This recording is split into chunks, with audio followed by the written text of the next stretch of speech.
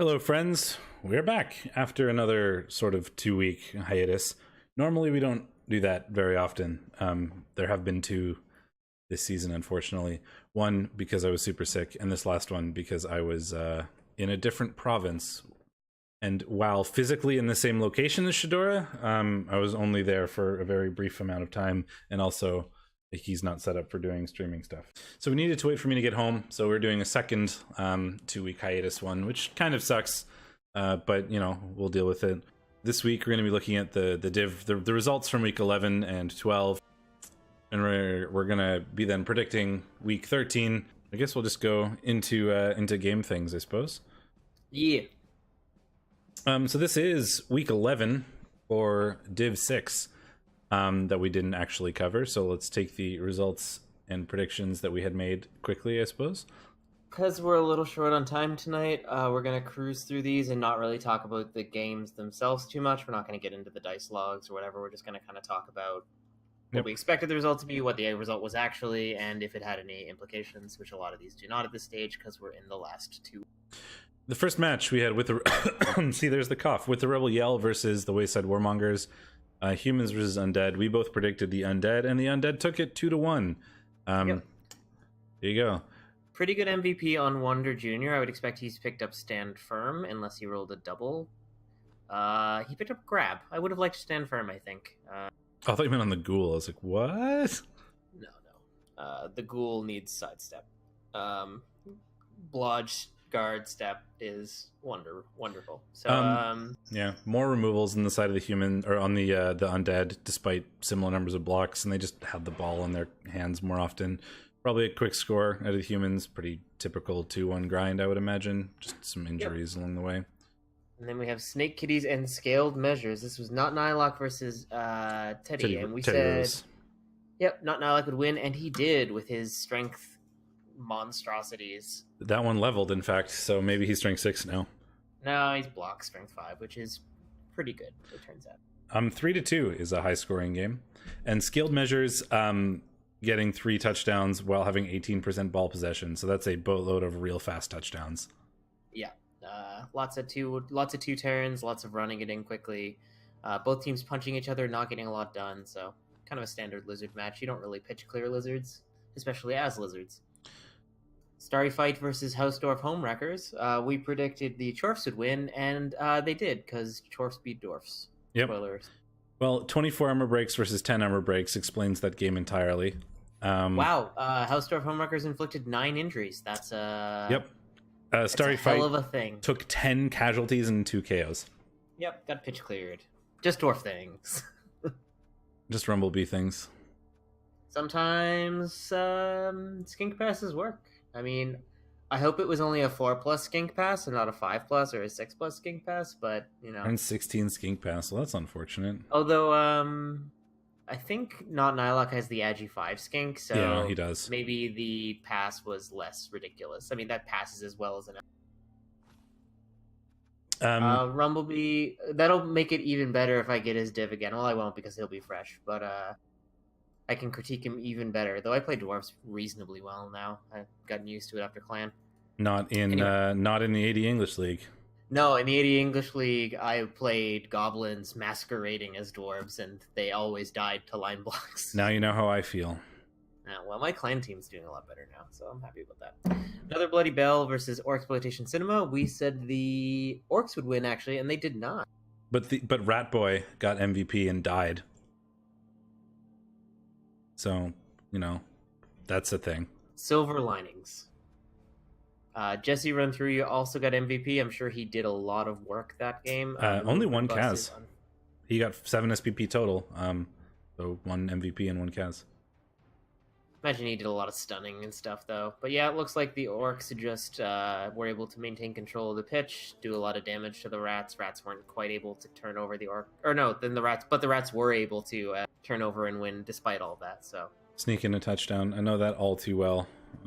It happens against Rats, and sometimes there's like literally nothing you can do, and it kind of feels bad. Yep, but that's what Rats are. You fail stuff. They don't. Click ball, click ends up. Rats are an incredibly good team if they don't break, and if you don't break them, you don't beat them generally. Yeah.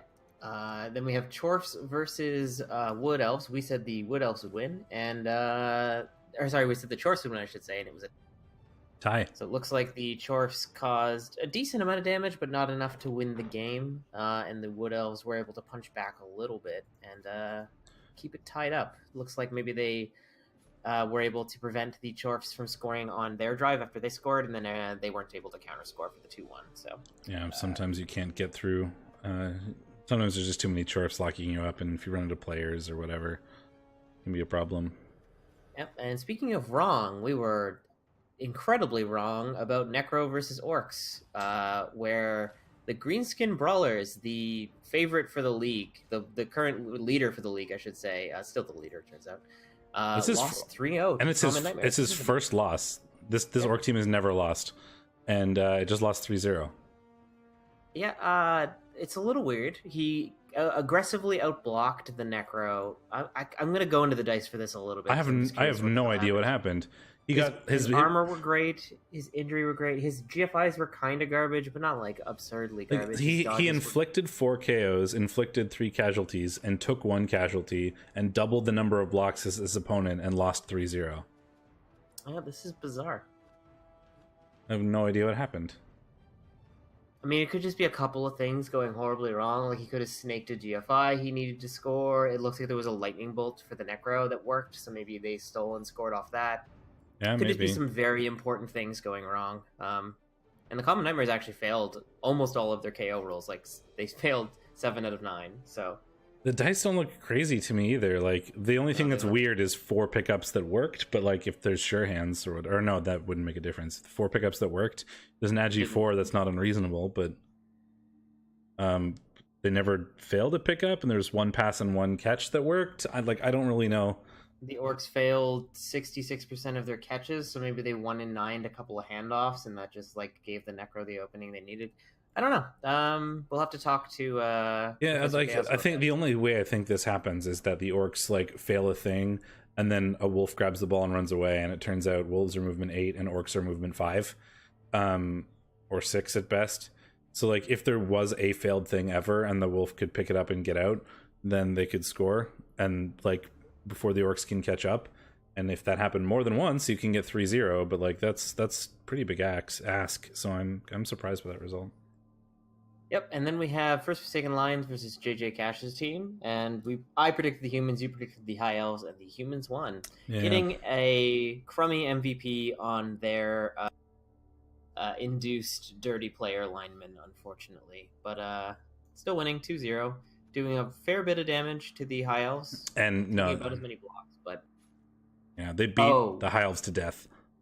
Yeah, not in blocks, but in Kaz. Like, it looks like they might have fouled. Dirty player might have done like an incredible amount of work, getting an extra KO and 3 injuries. Some of those might be floor.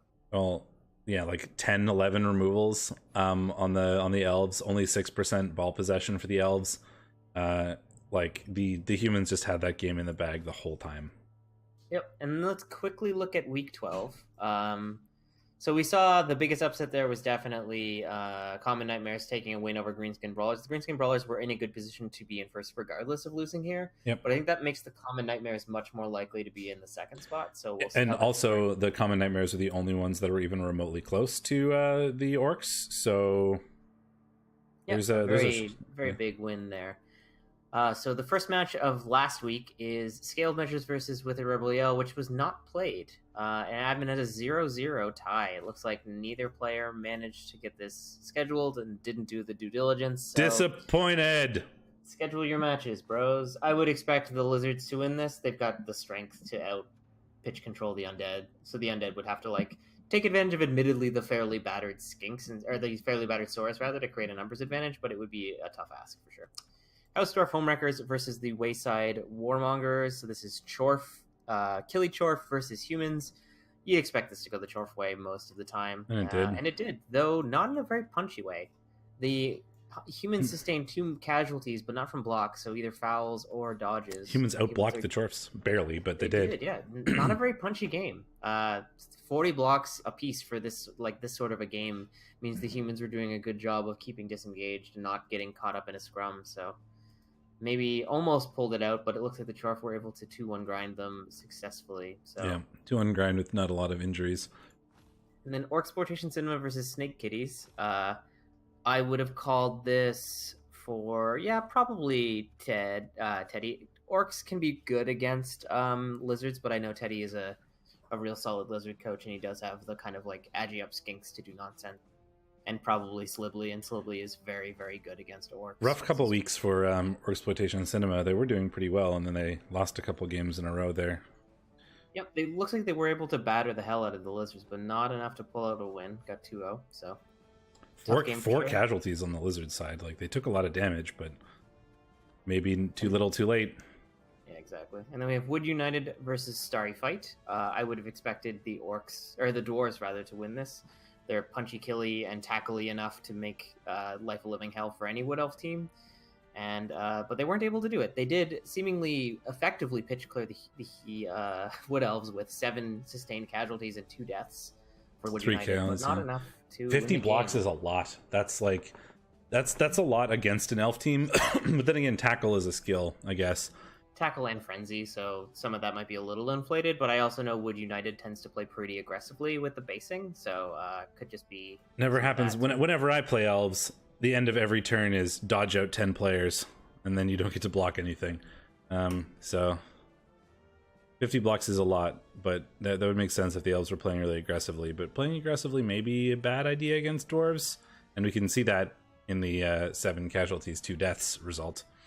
Yep, and then Common Nightmares against the another ability Bell, Skaven team. I would have expected, again, Necro to win this. Makes a lot of sense. I know I'm predicting the winners, and that is a very good patting myself on the back. I swear, I would have done it.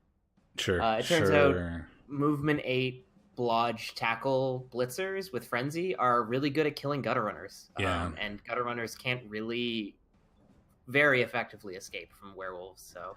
The natural predator of the Gutter Runner. Tackle Werewolf. Turns out, and Tackle 4 Werewolf dice. got MVP, probably well deserved, and picked up not Mighty Blow, don't care. I would probably recycle this wolf. He's Blodge Step Tackle, but you don't get strength up palm wolves by keeping these ones around, you know. 2 casualties or 5 casualties and 7 KOs sustained for the Skaven and a death. Like the wolves probably doing a lot of work, and that's how you beat Skaven, is make them not have rats anymore. And once they don't have rats, they don't have options, and then they can't score enough to stop you. Yeah, like rat linemen are cheap, but they're also essential to rat teams for having that like blade of armor. And if you can, even if you're sacrificing your cheap linemen to foul them to death, rats don't have a bench to fall back on usually. So it can often be advantageous to trade a zombie for a line rat simply because the rats aren't going to be able to keep up that attrition game. So yeah, worked out well for Common Nightmares here. You don't get REL wolves by keeping normal wolves. Yes, that's true. Pretty much. And then 3 cash, 3 crew versus the Boss Hog Outlaws. This is a surprising result. See, I would have expected the Chorfs to win here. This is the not killy Chorf team, though. Oh, it's true. It doesn't have Claw, but it does still have tons of Mighty Blow, and humans are very weak to Mighty Blow spam. But these are the elfy humans, so they were apparently able to do some silly things, even though they were getting punched to death pretty aggressively. They sustained 8. Yeah, a lot of blocks taken. SPP, yeah. Well, they took a lot of blocks, and they managed to like elf their way to a couple touchdowns, I imagine. Let's see. It looks like their armor held despite bad dice. They had a bribe, they had a lightning bolt, so it looks like JJ Cash had a lot going his way this game that might have 3 attempted passes, 6 attempted catches. A lot of that is probably catch rerolls, or at least one of those is a catch reroll. So there was definitely some elfy nonsense going on, which the Chorfs can't really keep up with, but that probably explains one of the touchdowns. And then if they can lightning bolt to prevent the Chorf touchdown and then score again on their drive or that drive, it becomes 2-0. I think this is very much like a 2-1 game sort of standard, but instead of it being 2-1, you used a lightning bolt to make it 2-0. And then First and Forsaken Lions and Greenskin Brawlers, we would have called this for the Orcs every day. Yeah, they have won every game so far. Predators.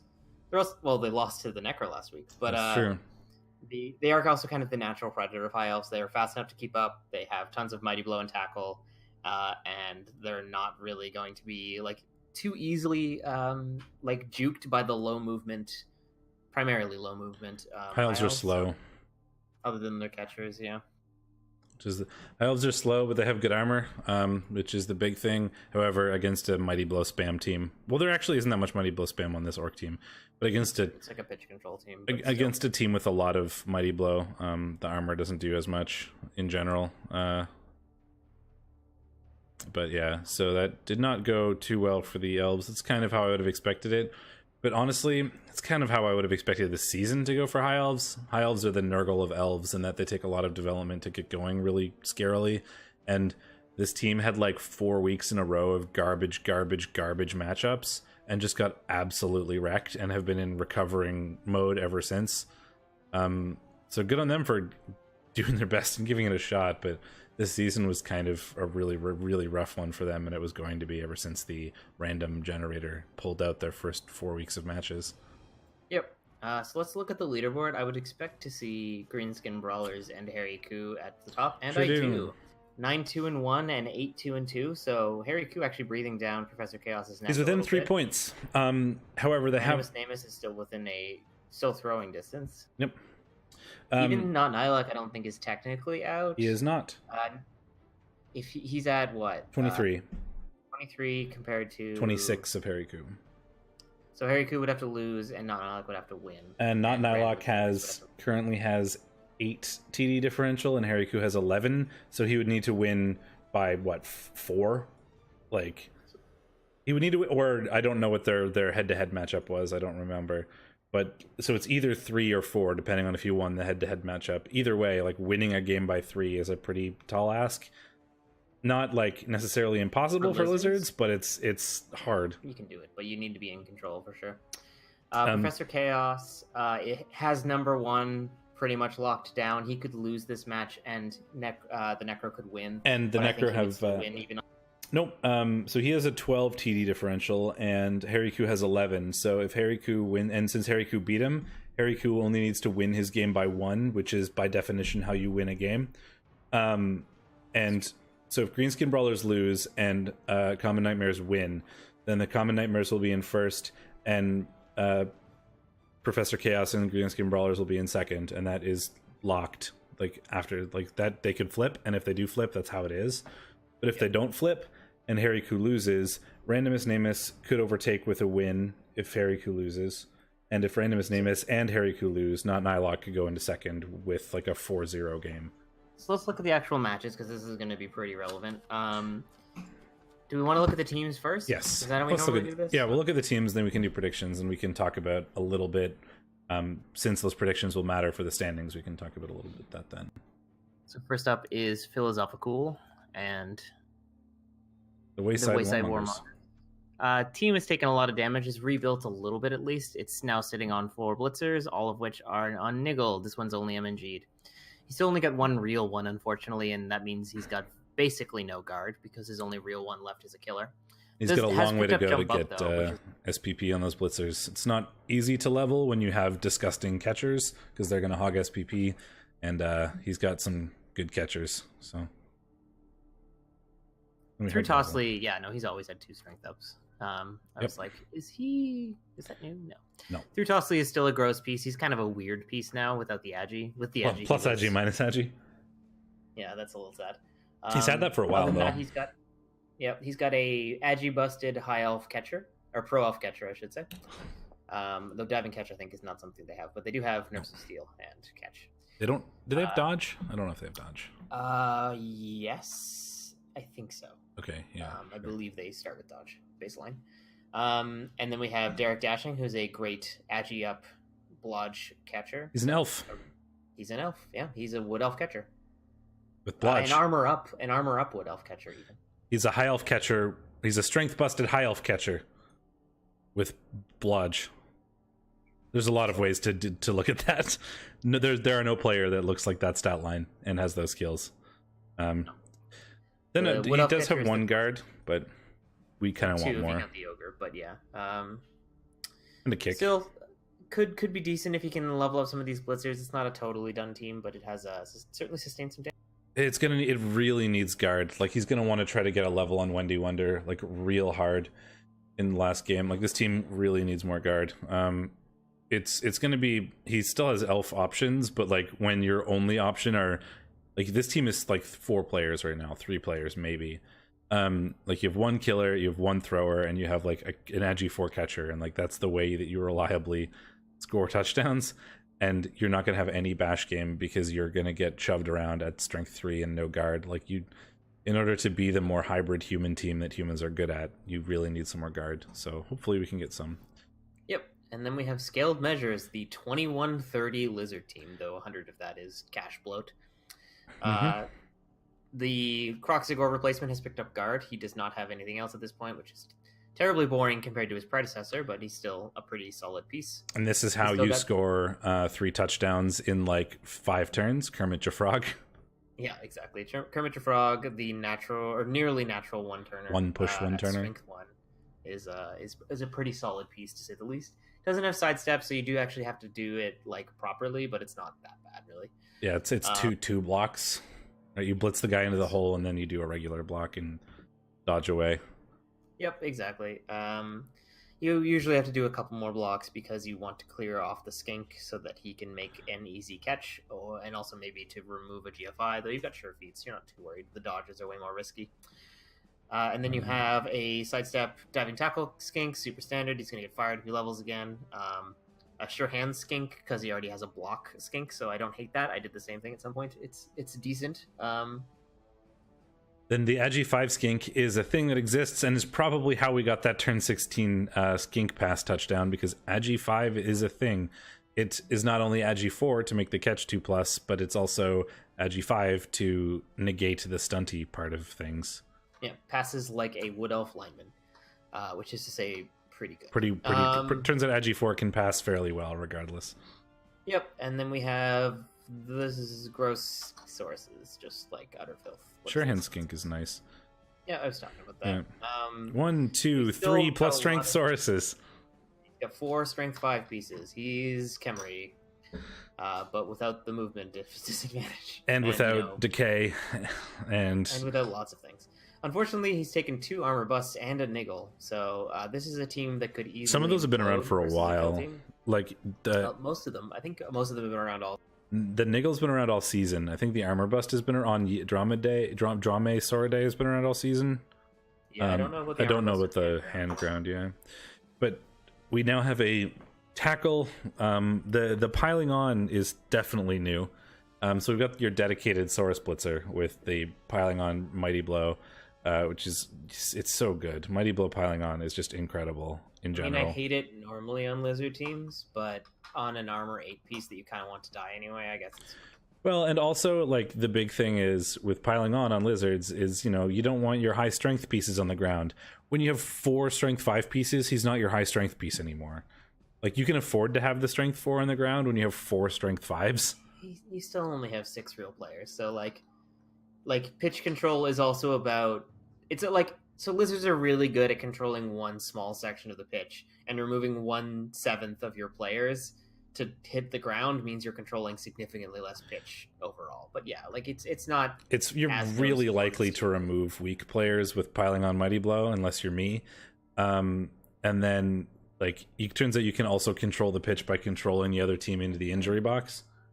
Sure, but lizards are never going to win that game against any true bash team. So. No, but it's not for like against a true bash team. They just have strength 5 and guard everywhere. Against an elf team, they just send that Drame Sorade around and murder every elf, and then they don't have to worry about anything. Strength 5 are a lot less relevant in that matchup.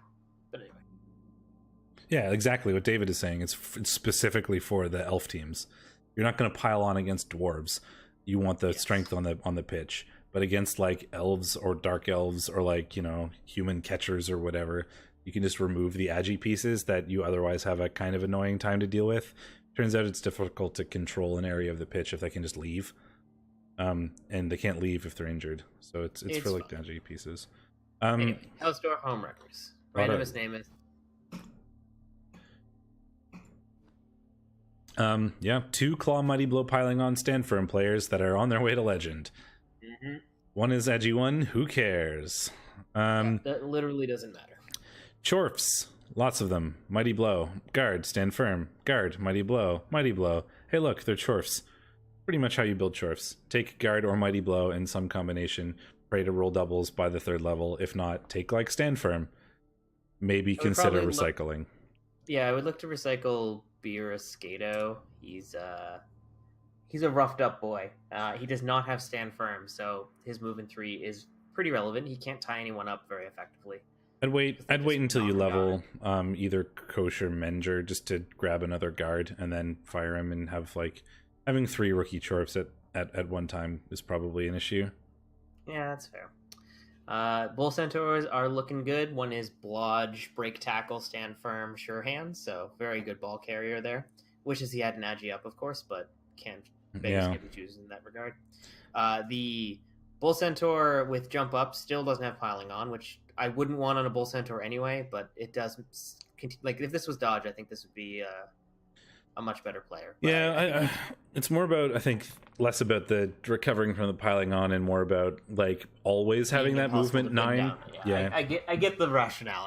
I don't think it's worth the double necessarily. The guard double dirty player. I mean, you don't not take guard, but like guard dirty player is super frustrating. That's a 90k player that you're fouling with, like. Ugh. I mean, what's his LOS? Like his LOS is Chorf blockers, I guess, but like that's not a good place to be. Hobgoblin at the bottom, I guess, right? But then you're not feeling. Then you're putting your dirty player on or one of your guard. Like, no matter how you do the LOS, you're putting something valuable on it. Like you could do double Hobgoblin and then rookie Chorf blocker, I guess, but it's still not ideal. I mean, you could do the bottom 3 Hobgoblins, but then you're probably not fielding the the guard dirty player ones. But on defense, like dirty player is a lot more difficult to use correctly. However, you're benching 180k of players, and you're putting your dirty player on the LOS, which is, I mean, yeah, but it's better than putting the dirty player guard player on the LOS. But then you have 60k of TV doing literally nothing. You have 180k TV doing nothing because they're sitting on the side. Sure, but guard could be useful if you remove. Anyway, it's whatever. It's a little unfortunate to say the least, and I would consider probably recycling the movement busted one. It's sad to lose guard, but this isn't a team where you absolutely have to keep a guard lineman, and I think that's a lot. I really don't like 90k fouling pieces. Yes, especially because you're just not going to be fouling with them, so the dirty player is just 20k bloat for literally nothing. Anyway, Das Schuttenheim, Orcs Cinema, early frontrunner, has had a bit of a rough turn, certainly, but still has a really solid team. Demi Mork is very close to leveling. The Agi 5 Orc Thrower is 6 SPP away from praying for dodge, I guess. I mean, he doesn't hate Fend, I guess. Fend isn't terrible. You really want dodge, though. Like, dodge is... He wants dodge really bad. If you don't get that, I mean, Fend... I mean, you can never fire this guy because he's an Agi 5 Orc Thrower. Like, that just actually makes passing legitimate. Yeah, I mean, you could go full ham and take, like, accurate and turn him into, like, an utterly gross thrower, but... Yeah. You don't have an Agi up blitzer to throw to, so it's not that reliable. As long as he's in no tackle zones, it's a 3+ rerollable, which is, you know, a 1 in 9 to like score is pretty reasonable to take as orcs, honestly. It's just like orcs are so rarely in the position where they've got that like long like pass. Orcs don't just throw a blitzer up the field like humans or elves do, right? No. Like, they can in like a desperate situation, but they're not as good at it as like any other team, so it's less useful, I think. Yes, 3+ long bombs, but as we just discussed, movement 6. Like there's no one to throw it to. Like long bombs are hard when there's nobody to throw it to. Yeah. Couple good black orcs. I mean, guard, mighty blow, stand firm is really good. Guard, mighty blow, stand firm, tackle is better. And then 2 like rookie one, or I say rookie, but they're not rookie. They're +2 levels. But compared to the first 2 of them, block guard is great, and block diving tackle. We've talked about the diving tackle before on these types of players. I think it's weird, but it's not the worst. I like it. Then Leoric Neeson still exists. He isn't. He's it's going to be a while before he hits max level there, but he has picked up tackle recently, but he is still the monster that he is. Strength 5, strip ball, tackle, break tackle. He's very easy to dodge into places, and he's a war dancer. I feel like this team has too much tackle and not enough mighty blow. Like that's a weird thing to say, but yeah. Like Gitli and Clint Orcswood could have absolutely picked up mighty blow without any problems. I think I would have taken mighty blow on Clint. On both, because you would have had 3 tackle, and one of them is super mobile or fairly mobile and has frenzy, and one is super mobile. I don't hate tackle on Gitli because he's going to be really difficult to shift with Blodge, stand firm, and then like, okay, well, I failed to block him. I guess I'm going to have to dodge now, and then you have tackle. So I don't hate it there, but I like 100% would have taken mighty blow on Clint instead of the tackle, and I think the mighty blow on Git is like debatable. Like, I would have said it's fine either way. Like, I wouldn't hate tackle or mighty blow. Yep.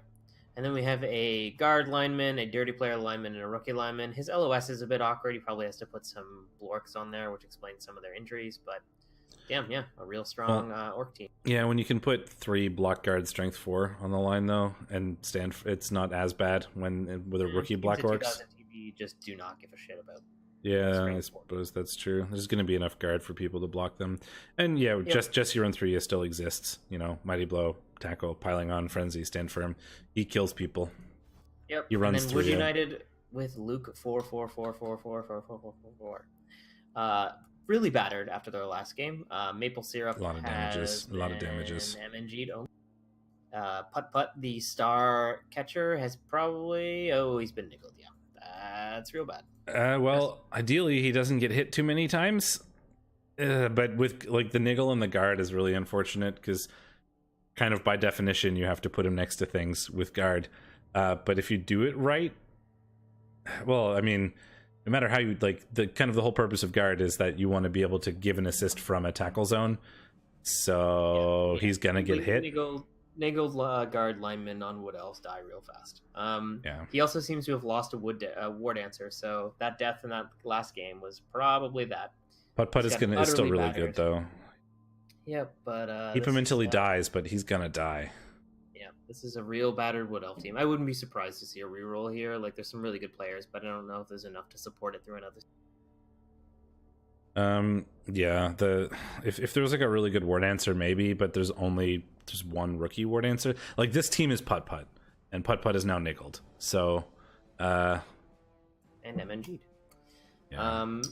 Yep, and then there's Common Nightmares, who are our likely second place team. The fairest Necro team I've ever seen in REL. No doubles. I don't know. I don't think there's anything new on Wood's. No, this looks totally standard. He's about to level naked in public again, but like, you don't need to level naked in public again unless it gets a stat, so you don't really care. Falling to death is a really solid white. Being stuck is nice. 2 support whites is pretty standard for Necro. Both of the flesh golems are really solid. Drowning is real close to... He's so annoying. He's real close to getting guard to make him extra useful. Stand firm, blodge, like thick skull armor 9 regen is like literally the only way to make him more annoying is foul appearance, and you can't do that on a flesh golem. Yep. Harry Koo has been doing really, really well with this like fairly average Necro team. So there's like there's exactly 1 double on the entire team, and or 2 doubles in the entire team, and one of them is a guard zombie, and the other one is a dodge flesh golem. So like, and a dodge white, but yes, there's 3 doubles. Oh, I didn't notice and they're not non-impactful, but they're certainly not where you need them on Necro. And then JJ Cash's team, 3 cash, 3 crew revengeing, took a bit of damage in their last game. It looks like Benjamin Flynn's. Oh, excuse me, has eaten a movement. Oh no, this is just an MG. He was already movement busted. And a rookie lineman, SPP Pinata, has proven his name to be prophetic in that he has also eaten a movement bust, so giving away 2 SPP there. Glover the Catcher is 12 SPP from Legend. Yeah, that's a hell of a piece. What do you finish him with? He's diving tackle, sidestep, agi, blodge. Like, he's very much the annoying defensive piece, but he's also technically capable of being sort of offensive with blodge, agi, catch. Like, what do you even finish him with? I mean, you pray for a double probably or a stat. What would you take as a double though? A guard? A double guard, absolutely. Guard would be amazing on him. On a normal, you could do something like Nerves of Steel to make him a good scoring threat. You could do Nerves of Steel would be a double. Fend. Oh, right, they don't have passing is Nerves of Steel for some reason. Yep. You could do something cheesy like Sure Feet, Sprint to make him your one turner. I mean, yeah, sprint might not be bad if you only roll normals. So his guard is also a double there, David. Yeah. But yeah, a really solid team. In pretty good shape still. Benjamin Flynn's Benny Benjamin's Flynn remains a bit of an awkward piece because he's plus agi and a killer, but he's also got some sports roles. So Donovan the Blitzer is also an annoying piece with blodge, firm, diving tackle, guard tackle. Several annoying defensive options, and at movement 8 and movement 7 respectively. That's they can get where they want to go, certainly. Yeah, it's a hell of a thing. Yeah, no, it's a solid human team. It's interesting. You don't normally see those kind of pieces on humans because they often sort of require doubles, but getting 2 is really neat, and it would be very annoying to play against. Yeah, Donovan Dimondale is a gross piece for sure. Probably one of the better pieces on this team, to be honest. Jackpot is pretty good. Is obviously like notably good, but at movement 7, leap isn't like as exciting, but it's still a really solid piece, of course. Yeah. 2+ leaps. He's jumping over your line. He doesn't care about your screen. And then he's picking up in 5, so he also just doesn't care about your screen anyway. So. Yeah, and picking up in probably being able to pick up in tackle zones and like pass off to one of those catchers who gets free rerolls. Pretty good. Yep. And then we have the High Elf team that has somehow survived and maintained a 1770 TV despite getting utterly battered. They're getting there. Some of that can be seen in the stats. We've got a plus strength lineman with guard, which is nice. He's niggled though, unfortunately. Plus agi blitzer is really good, especially he's the sacker one, though he of course blocks strip ball is a little awkward, but it's not too bad. He's got a Raj lineman. Yeah, he's got some good pieces. He's taken a bit of damage in the AV bus department, but yeah, a lot of this TV is just sort of on. There are a lot of Raj linemen, right? Like none of this dodge. You see all that dodge, like none of it is starting. There's not a single High Elf player that starts with dodge as a skill. So there's 1, 2, 3, 4, 5, 6, 7, 8 dodge on this team, and all of them are levels, right? There are 1, 2, 3 Raj linemen. One of them is Raj guard. Like so there's a lot of TV on player on like linemen, which is not normally how High Elves go.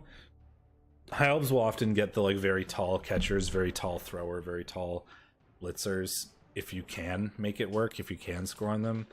And then they become the sort of like gross passing team. Like I'll just score whenever I want. There's nothing you can do about it.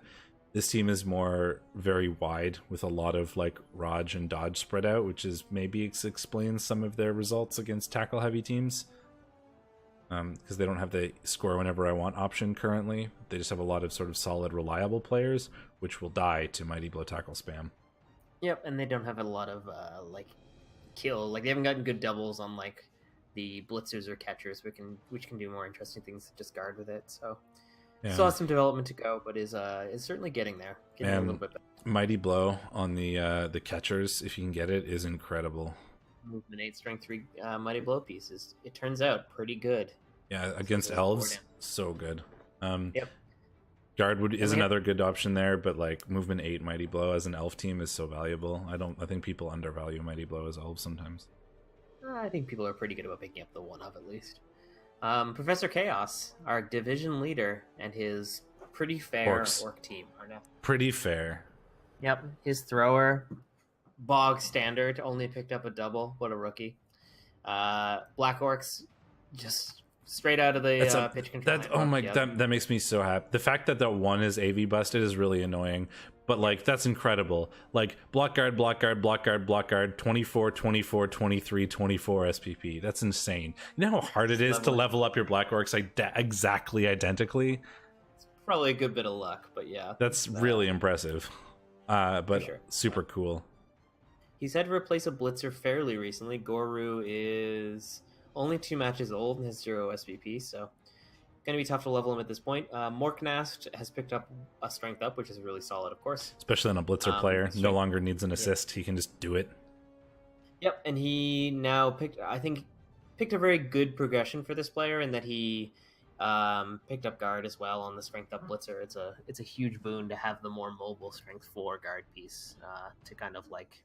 And when he's not, the line when you need to be a little more. Yeah, and you can either blitz on him when you really need the strength 4, or you can blitz on Sorok, the mighty blow piling on tackle pro juggernaut player, who's also a very good blitzer. Yeah, he's just missing Frenzy, which I think he will probably get as a capstone talent. Multiple options is really good. Probably going to be another support piece. Guard, stand firm, dodge, tackle is very annoying. Probably guard, mighty blow, stand firm, something like that is what I would. I mean, he's either going to be a copy of Flabk, or he's going to be like a more dedicated Frenzy-ish type player. But I think I like the those are sort of the two options you'll see people go. I like picking up guard and then mighty blow, or even mighty blow and then guard. I think this team is, if this team is lacking anything, it's mighty blow. I know the Black Orcs are all about to get it. Some of them are going to get stand firm probably, but I imagine he's going to get pick up some mighty blow. Yeah. Having the extra mighty blow lying around for orcs can really help with the attrition game when you get into the tougher kill matchups where you need to be able to keep up a little bit in attrition, and the orcs can struggle with that because they need to make more blocks to take people out on average than Claw Mighty Blow does. So, and then line fodder with wrestle, neat. That's sort of how you build line fodder. He does not have 3 people for the line unless he's putting the dirty player on there, which he might honestly. He probably would just do. He's got wrestle and armor 9. Like the only way that he really is punished is like claw teams, and. Yeah, at that point, you'd rather him be getting hit than the Black Orcs or somebody else anyway. Yeah. You could like theoretically buy another lineman just to have one extra line orc, but you're starting to just kind of have TV for TV's sake at that point. It like for the one matchup that it matters in. He's only got 12. He's only got 1 bench. I wouldn't hate 1 extra. They're only 50k. Yeah, versus Claw, maybe you could put. I don't think you can afford to lose the high movement piece. To be honest, it's the movement of the blitzers is really their strength. Blitzers are pretty cheap. Yeah, they're not. Yeah, but you don't have it for the rest of the game. It's not about losing the player cost wise. It's about losing the game.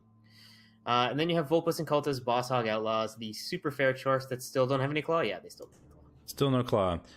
Still my favorite Chorf team. Strength, mighty blow, guard, mighty blow, mighty blow, mighty blow. Needs more guard, needs more claw. But yeah, does need more mostly needs more guard. A lot of people go mighty blow first because getting guard into a double on Chorfs is like the worst feeling in the world. Guard claw is the most awkward player. But you have to take it. You can't not. Of course, yeah. But and it's gonna happen sometimes. But it is what it is. It just means that you're going to be really slow to start like actually doing really well. Like, sure, you can win games based on mighty blow spam. That's a thing. I've had it happen. I've had it happen to me. But it's like on average, the guard will help you win more often than the mighty blow spam will against other like bashy type teams. So you're going to have a few hard matchups when building the Chorfs like this, but it will pay off in the long run in that you're more likely to have mighty blow claw players. So it may be a like, you know, sacrifice this, not necessarily sacrifice the current season, but play the current season suboptimally in order to play the later seasons really, really well. Yep. Oh, looks like Archangel just won Div 3. Oh, nice. One of our old recap alumni. I mean, he knew that was pretty well locked up. Yeah, he beat True Blue 3-2. He's got 8. His record's 8-4-1. It's really solid. I mean, that's my div. Oh, Div 3? I thought you were in Div 2 for some reason. No, I'm Div 3. I had a chance to make it to the playoffs if I won against Rex Longbone, but he was giggling the entire time about how my Nurgle were ludicrously pillow-fisted, and he out-injured me. As you saw, right? Like, I doubled the number of blocks, and he got more injuries than I did. Yeah, you've been rocking the 20 plus breaks 0 Kaz thing a little too often. Yep. So I lost that game. So I'm totally out of the playoff picture. If I had won that, I could have made it into 3rd place with a win this week and then some luck on other matches because I play Rage Dorf. So I would have potentially finished at 23, and third place currently is 21, but he hasn't played this week, so I kind of would have needed him to lose, or at least tie, but it was possible. Anyway. I'm in the Swiss with a real team. Unfortunately, his Hobgoblin, his ball carrier, is MNG'd, so we're going to have to do something about that in the next game, but since he's not likely to make playoffs, I don't really think he cares about winning the last one. No, you can just carry on a Hobgoblin, a rookie, it's not a big deal. Or you can, just carry on a rookie and, carry on Rumble in the Jungle Bee so he can disappoint you as he disappoints us all. Try to hand off to like a Bull Centaur or Chorf. Just be greedy in your last game because it doesn't affect the results really. So you might as well try to get SPP where it matters. Yep, and then we have with a REBBL Jaspersaurus Rex, undead team that has taken a fair bit of damage but has recovered decently well. Though they have no mummies, a mummy. They're missing a mummy. It looks like they have one mummy, and it's a rookie, which is unfortunate. Because mummies are very slow to level. Well, they're not terrible because they do have Mighty Blow, but they're not as slow as Tomb Guardians, but there are only 2 of them, so the MVP chances of going to one of them is significantly lower. And you're going to be doing a lot of the blitzing on Sammy Hager rather than on a mummy, unless you really need that strength 5 and the player you want to blitz is 3 squares away. Yeah, it's not a bad team. Rather, he's got a pretty good ghoul. The blodge catch guard is awkward, but the agi up sidestep sure hands one is great. One white is great, and the other white hiding at the bottom is picked up guard, which is nice. He's got 2 dirty player zombies. Needs a bit of a bench, but he's got a ton of money, so we can buy another mummy. I would have, depending on when that guard came in, I would have considered tackle because he's got none. Well, he's got 1 on 1 ghoul. Like the wrestle tackle is a really good piece, and it's at movement 7, but like only having 1 and not is kind of annoying against I think teams. Sammy Hagar should have probably gotten tackle over guard, though I think he was probably feeling the pressure for whatever match was coming up. I know the pain of awkward picks because you want to not get totally crushed in your next game. Well, he can definitely buy another. He can buy another mummy right now too, which he should do. A, to drop money, and B, to have 2 mummies. But like on Undead in particular, you can afford to have the whites get guard as like a second level rather than a first one because the mummies will get it. But you're missing a mummy and the other one is a rookie, so I don't know, maybe it depends on what order these levels came in, but I think this team needs another tackle on one of those whites, and it's probably either way they're both pretty similarly close to getting it. Grab Sammy Hagar to get a tackle, and I think that makes sense. I'd say whoever levels next takes tackle, but it's probably going to be Sammy Hagar. He will probably level next, yeah. And then we have another Bloody Bell by Grey Wusker, keeping things rolling along. Oof, the Storm Vermin. Yep. Kind of a story of Skaven. They either have gross Storm Vermin or they can't stop dying. And this is definitely in the can't stop dying camp. Along with the Gutter Runners, to be honest, this team is kind of non-existent. It's got 1 good Sacker, 1 good Ball Runner, a Retrieval Rat, and a Rookie. And then it's got a Dirty Player and a Kick Lineman, which are things you admittedly want, but not a lot else. I mean, honestly, this isn't terrible. It's like 12-10 TV. And against every other team in this division, you're going to get a stupid amount of inducements. Like, you're going to get Glart, you're going to get a Wizard, you're going to get Babes, you're going to get a Blade of Line Rats. Like, really, the only thing this team is missing is, like, a good Storm Vermin. Like, if you had a Claw Mighty Blow Storm Vermin, or even just, like, a Mighty Blow piling on Storm Vermin or something, it wouldn't be bad. You have that Gutter Runner, like, the Strip Ball Gutter Runner, and you've got the Big Hand Gutter Runner, and you've got the Ball Running Gutter Runner. Like, it's pretty easy for you to score touchdowns, especially if you can take advantage of the stupid amount of inducements you're going to get. And sometimes that's how Rats win, is just like, I scored 3 touchdowns, and you are a Movement 6 team. Enjoy. Like, it doesn't matter what you do now. Like, it's not actually, like, it looks like it's really beaten up, but it's not actually that bad considering the number of inducements they're going to get, I think. Yeah, it's not the worst thing ever, but it is a little rough. Certainly in these... it's hard. It's hard, but I would rather be a 12-10 rat team in this division than like a 12-10 orc team in this division. They're a team that can certainly play from behind. Probably the best team to play from behind, honestly. Probably, yeah. Speaking of behind, Rumblebee, yeah. 1800 TV Dwarves. Sitting on some injuries, unfortunately, but the 2 movement busts are actually a big deal. Those are the high movement pieces you can't really. Yeah, it still has 4 gutters and 2 storm vermin. Not bad. It does, but not the development, certainly on the Storm Vermin that you need. So yeah, this team, Goryo Keefe has only gotten grosser. The plus movement is amazing on Dwarf runners. And Having the a plus movement strength. 7 piece really opens a lot of doors. Yeah, we've already talked about the plus strength, so I'm not gonna like wax about that again. But yeah, But now he has really both. solid. Jackson Polax is a perfect sacker in wrestle, tackle, strip. He's like pseudo movement 10 on the kickoff too. It's true. He's a speedy boy. You can return only 3 squares. I thought it was 4. It's 3 squares, and you also like don't get any weird ideas. You also can't run into your opponent's half.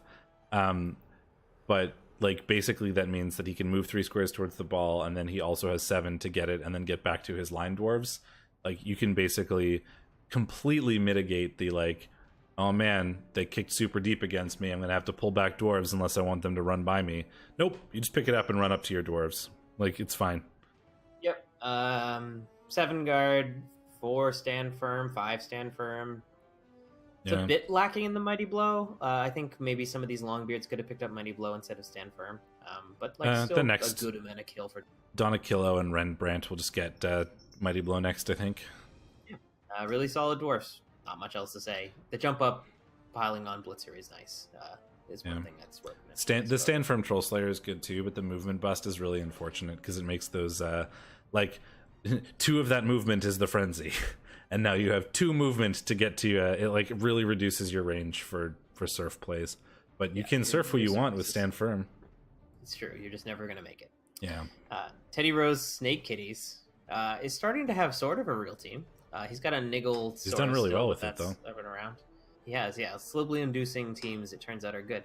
Agi Strength Ups Skink is a thing. I think I would have gone block over.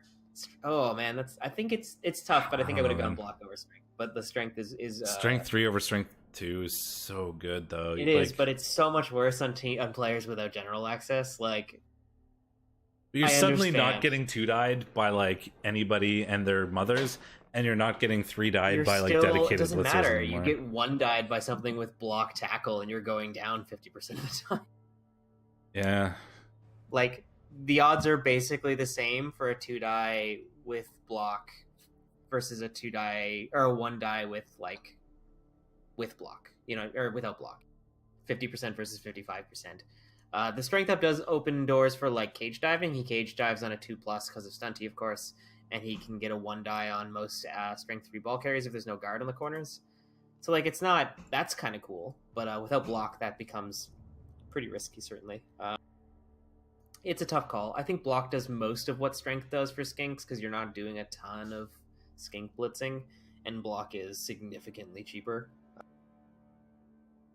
Yes, it's true. All you need to do, wrestles, tackle, and then just keep rolling doubles. Get the grossest, shortest lived sacker.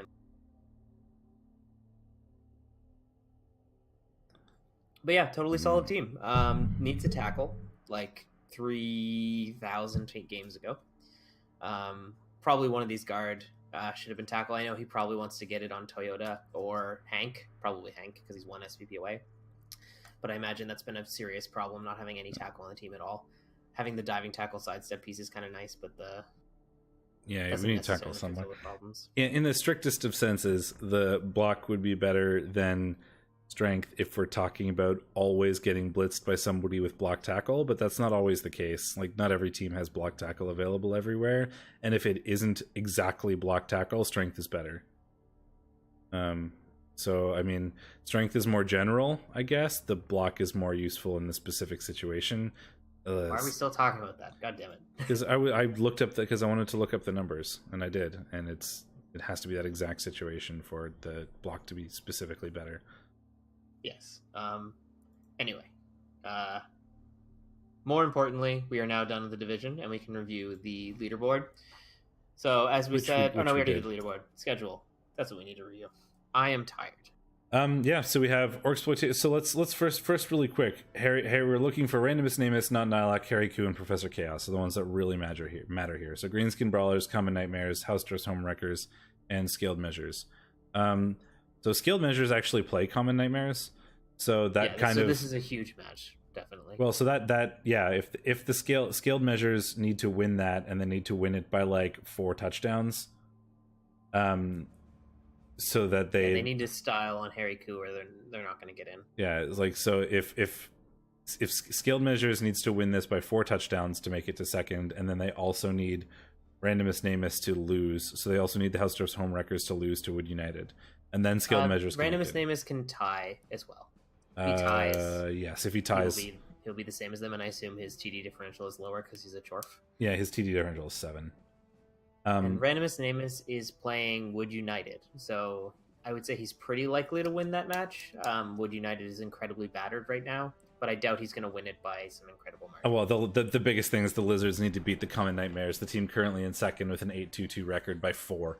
But the good news for them is that, like, if they weren't playing the Common Nightmares, they would need to win by 4, and the Common Nightmares would need to lose. So at least now your fate is in your own hands, which is a thing. The Common Nightmares, though, are incredibly outstrengthed by this Lizard team. They're going to get some inducement, certainly, at 1770 versus 2030. So they get 300k, basically, 250k. There's a lot they can do with that. They can get a wizard and a bribe, probably. Take advantage of all those niggles and try to get some of the source on the ground. Like, Claw without Mighty Blow is a lot better against niggled pieces, obviously. And even just the Mighty Blow spam against the Armor 8 source might be okay. But they have 3 guard, 2 strength 4 pieces versus not Nylox, 5 guard and 4 strength 5 pieces. So they're never going to win any sort of punching match with the Lizards, because the Lizards are going to be 2-dying them constantly while the Necro just cry and look at the red dice they have at the start of every turn. Yeah, there's a couple of other situations here, right? So if Greenskin Brawlers are playing Starry Fight, and if the Greenskin Brawlers lose and the Common Nightmares win, then those 2 teams are going no matter what happens anywhere else. If the Orcs win that match, then we have the other situations that we're fighting for second. The other option is Hausdorff's Homewreckers winning and the Common Nightmares either tying or losing by any margin, and that would put the Hausdorff's Homewreckers in second. Let's do these predictions. It's already 10 o'clock, and this is not good. Exploitation Cinema and with a Rebel Yell. That's going to be a tough one for the Undead. This is a very bashy orc team, and the Undead are a little battered right now. Well, they can buy another mummy, and they probably should. But like a rookie mummy against a team with that much guard is not that much of a threat.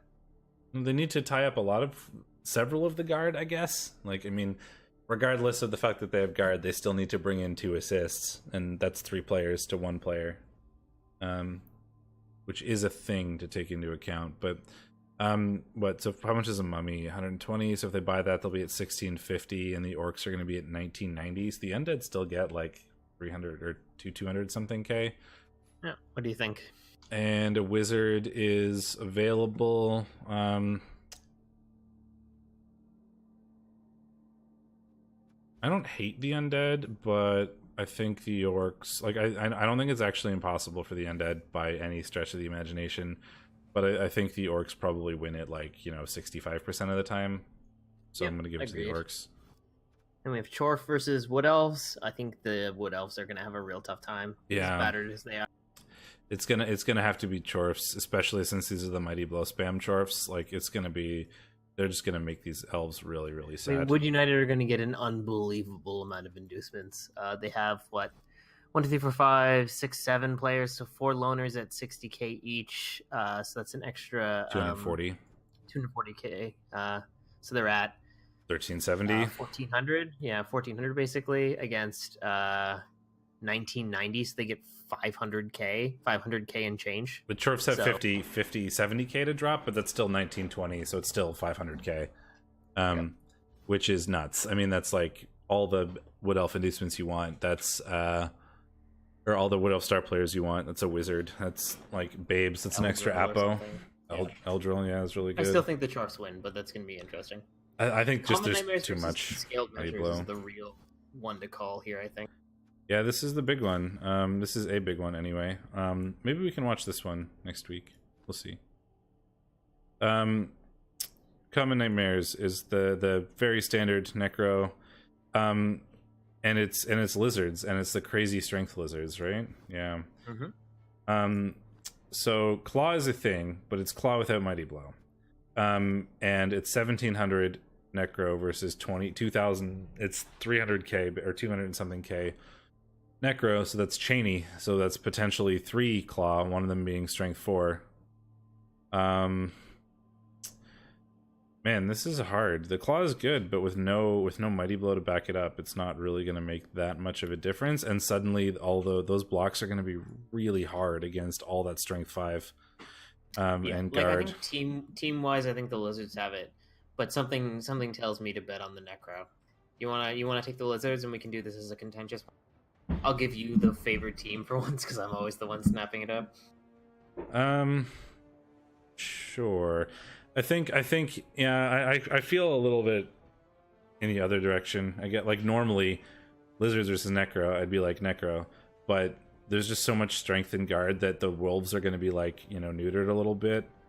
Oh, I agree. I think looking at the teams, I'd have to say that the lizards are heavily favored, but Harry Koo keeps winning, so I gotta back that up. I can take the lizards, I guess, and that matters because Harry Koo lose. Well, okay, I think that I'll take the lizards, but I don't think the lizards are going to win by 4, which is what they need to do to secure a playoff spot. So I still think Common Nightmares will go to the playoffs, but I don't. I mean, Randomous Namus potentially is likely to. So if he loses at all, Randomous Namus goes because Randomous Namus is pretty likely to win his game, I'd say. He has to not. Yeah, he has to win though. If Randomous Namus just ties, he doesn't go. Yes, when Randomous Namus has to beat the Wood Elves, which I mean, it could easily be a 1-1 if the Wizard happens and then the Wood Elves like run around doing Wood Elf things. Yeah, it's possible. I think it's going to be really hard for the Wood Elves to win that. I think it's possible that they tie it. And if they tie it, they ruin the Chorfs' dreams of going to the playoffs. So try really hard to tie that because we all hate Chorfs. Yep. And then we have a human off, JJ Cash versus Philosophical. I'm sure they're both looking forward to this. Yeah, JJ Cash is missing his best support blitzer, but he does have the more kind of spread out, varied team. He's got way more guard.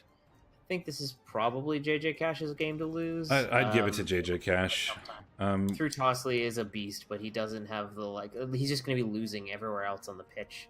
Like Wilbert Wonder is going to get a good blitz off every turn probably, but is it going to be enough? I don't think so. Well, I mean, against another human team, this team is Wilbert Wonder and Through Tossley, right? Like those are the only 2 players that matter, and they don't have enough to get like Griff, for example, which would make a big difference. And with the more spread out team and the several, like the catchers are going to be basically irrelevant because there are players like Glover and Donovan that exist with diving tackle, stand firm, blodge. Like those guys are going to be really unfortunate for the other humans to deal with. So it's really just those 2 players. It's going to be there, and I think there's enough guard that exists. He is going to be missing one of those guard blitzers. But I think there's enough guard that we're going to be able to like blitz the ball off of Through Tossley when we kind of want to. Yep. So especially with no block on him. Even then, with no block on him, he'll probably just uphill it sometimes. So I'm going to give that to JJ Cash. And then we've got High Elves versus Teddy Rose's Lizards. This is going to be a pretty good game for the Snake Kitties, I think. They've got to kind of watch out for the strip ball pieces for sure, but the High Elves can't really cage dive. No. They do have Agi up on one of their strip ball pieces, so they could do the 4+. It's not terrible. It's a 4+ with dodge to get a strip ball block hit on a source, but not going to be super easy if Teddy positions well rather. And he's going to have Slibley, I think. What's Slibley cost? $250. So he can scum Slibley, I guess. Or he's going to have exactly Slibley. Or no, he's 20k off Slibley. Yeah, you probably just chip in for Slibley at that point. Slibley is really good against High Elves because they tend to try to stand and fight a little bit more than most because there's. I mean, the Lizards are largely speaking as fast, if not a bit faster, than the High Elves. So. On average, they are faster than the High Elves, I think. Because Skinks are movement 8 and Blitzers are movement 7, and But skinks are, certainly less useful than a high elf blitzer. For sure.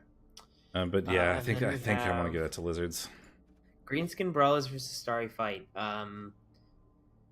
It's going to be a tougher game because Rumblebee does have a really good setup for getting in these kind of like serious pitch control fights. Every logical bone in my body screams dwarves are better at this than orcs, but like every emotional bone in my body is like Professor Chaos has won every game and Rumblebee is Rumblebee. Like, yeah, I mean, I think even like taking the coaches out of the equation, this is still a pretty good orc team for dealing with. I mean, orcs are faster than the dwarves, and the guard on strength 4 is actually quite hard for dwarves to deal with. It basically makes these black orcs count kind of as like double the value of like, for instance, a guard longbeard. that is true. You need twice it. You need way more assists to take them down. And there are sort of quote 5 black orcs with that guard strength up blitzer. Yeah. I mean, he's got almost as much guard as the dwarves. The dwarves have 7 and he has 6. If there was like 2 less guard on the black orcs and these weren't the coach, and I was just looking at these teams in a vacuum without the coaches on them, I would give it to dwarves like every day. But because there is 4 guard on the black orcs and there are basically 5 black orcs, and because it's the undefeated or like the only defeated ones, top of the table, Professor Chaos versus Rumblebee doing Rumblebee things, I'm gonna give this to the orcs. Although there is a good point that the lizards don't actually have any tackle, and the high elf team is entirely tackle or entirely dodge. That is true. Which is a thing to. I think it's less about that match prediction is less about the lizards being able to do things to the elves and more that the elves are going to be incapable of doing a lot to the lizards. Yeah, though it is worth noting most of the dodge does not have block attached to it, so I guess no, a fair amount of it does. I lied. You've got 1 Raj, 2 Raj, Blodge, Blodge, Blodge. So 5 Blodge or Raj. The biggest thing is like, yeah, that there's that strip ball elf who can technically cage dive, but because the skink is strength 3, it's gonna be uphill all the time. I might actually be tempted to do something silly like skip on Slibbly and get a bolt and a bribe, even like do a bit of cheeky skink fouling. High elf players are pretty valuable. With a bribe, it's not so bad. The bolt is going to be really good, I think, to deal with the high elves just running away and trusting in Blodge. I mean, I don't know if the lizards are going to be able to do much to the high elves, but I think it's more importantly, the lizards or the high elves aren't going to be able to do much to the lizards. Like, yeah, you accept that you force them to score and then you 2-1 grind them, something like that. Yeah. Pretty much. Like, I don't think the lizards are or the high elves are going to be able to stop you from doing anything. Like, the only option they have really there is like so they have a blodge strip ball at G5, or they have the strip ball tackle. As long as you're in a cage, yeah, strip ball tackle is dangerous, but that's an Agi 4 cage dive, which isn't incredible. Or you have an Agi 5 cage dive with just strip ball, and it's going to be uphill because your skink is strength 3, and presumably you're going to have a guard on the corners there because you do have enough guard. You can also just not do a standard cage against this. You can just like scrape it off, and it would be a lot easier or a lot harder for the high elves to get through if you do a proper screen. Anyway, it's going to be interesting to see. I think this is a closer match than I first thought it would be, but I still believe in the lizards. Anyway, that was 2 matches ago, and it's getting late, so let's keep this chugging along. Chorf versus Rats, final round, final game of the. That is the 1580 Chorfs and the non-existent Rats. 2, 3, 4, 5, 6, 7, 8, 9, 10. So the Rats are at 1260, and the Chorfs are at 1580. So 320. So we get a wizard and like Glart. Not as much as they usually expect to get. This is going to be a pretty hard one for the Rats to win. Yeah, there's no wasted TV in Claw. They've got 4 Mighty Blow, 6 to 7 Tackle even. Like it's tough for the Rats to really run away with this. I think there's no sure hands, at least, so they are going to be able to take the ball off sometimes. But in a cage, that's going to be a pretty serious red die. Is it a wrestle? It is a wrestle strip tackle, so most of the time it still takes the ball. But you're still having to do that that cage dive with no reroll because the corners are going to have tackle on it inevitably. Yep. And the big thing for me is the 4 mighty blow, right? Like with only a bench of 1 sort of best case scenario, or like, you know, if you get a wizard is really good. You get a star player, you now have a bench of 1. Either the Chorfs make you go first and 2-1 grind you, and there's not going to be much you can do about, like, sure, you can knock the ball off at least once with the wizard, and it's probably your best hope is to like aim for the 2-1 grind or like give that option to them, I guess, and then just lightning bolt to prevent the first part of the 2-1 grind. So you get 1-1, and then you sort of pray for the being able to wrestle it off him at some point, either prevent the second one or make it 2-0. So what do you think? I think it's Chorfs. I just think if assuming Mighty Blow does Mighty Blow things against Armor 7 and isn't pillow fisted, the Chorfs will just remove rats, and the rats won't have players. Like once you get 3 line blocks and you get, you know, 2 removals, it just scales really fast. Yep, and that means we're on to REL 7. So we can start looking at the predictions for week 11. Mm-hmm. So there were fewer predictions for this because these guys play their matches real fast. The first one was Undead versus Welf. We predicted the Undeads would win, and never mind, it was a concede. Yeah. Tetsuya, it looks like, wasn't around this week, so does not. And then we had the Dark Elves versus the Lizards. We both predicted the Lizards would win this, and we were wrong. The Dark Elves took this 3-2. With 19 blocks total. So taking 54. 4 casualties, a death, and 2 KOs sustained. The Lizards did some punching. As long if those KOs came back, that's not a terrible amount of injuries for Dark Elves to deal with, because you're elves and it turns out your players are super valuable, and you can do a lot of things with Agi 5, Agi 6, Agi 4 players. 19 blocks is like you barely, like, that's barely over 1 blitz a turn. Yeah, Lizards are tough to block, it turns out. Yeah, especially since this Dark Elf team doesn't have a whole lot of block or guard. So not very much blocking, but they were probably able to just, like, with that silly Agi their way away, you know, eventually score. Just continuously run away and then score, you know, repeat, let the Lizard score, continuously run away and score. I think the trick was basically finding a way to force the Lizards to score, and if you could force them to do that. You are bad at not getting in depth in games. Yeah. Crypt Lords 2 Boogaloo, Squeaky Blinders. We predicted Skaven. We were wrong. Skaven versus Necro? Yeah, we're just crushing it. 5 casualties and 6 KOs sustained off of 44 blocks. Only managing to block the Undead 20 times probably explains a lot of that. Yeah, sustaining. They got pitch cleared, it looks like. 11 sustained removals. Means that some fouling probably happened, some failed dodges. It looks like a really bad game for the Squeaky Blinders, and they're one of the top teams, so this is pretty relevant, right? I know it's Rats against Teen Stars. That's the other one. So yeah, rats just kind of got punched to death, and that's how you beat rats, it turns out. Yep. And then One Punch Ogre versus Chaos. You predicted the Ogres, of course. It already gotten played. No, it had already gotten played. Well, I wouldn't have lost points because they tied. One. Ogres tied. Noblar MVP. Yeah. On the loner, Noblar for that matter, which is kind of annoying. Did he buy him? I hope not. He did not. 2 touchdowns apiece. Pretty good game. It looks like the Chaos... Jesus. The Chaos got 15 armor breaks and got 8 straight Kaz. 0 KOs, 8 Kaz. 9 Kaz sustained for the Ogres, so they just, like, imploded. Noblars, I guess, but, like, there aren't that many Noblars on the team. No, I suspect some Ogres also ate shit on this. I mean, Claw is a thing sometimes. But still, it's hard to block Strength 5. Yeah, not at this stage of the game as much, but yeah, definitely an unfortunate game. But Gypsy Prince able to steal a tie from that, maybe with a sneaky 1 turn, who knows? Yeah, and then we have Rats against Teen One Stars Punch Ogre only managing 22 blocks is pretty terrible. As ogres, that's unfortunate. Yeah, I know Gypsy is likely retiring the Ogres. He rolled a spicy level up on one of his last players, but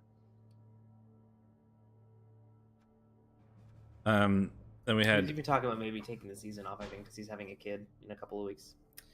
Mordheim Crypt Warriors versus Rats Against Teen Stars. This had already been played, so we did not predict it, but I'm not surprised that the top of the table Rats took the win here.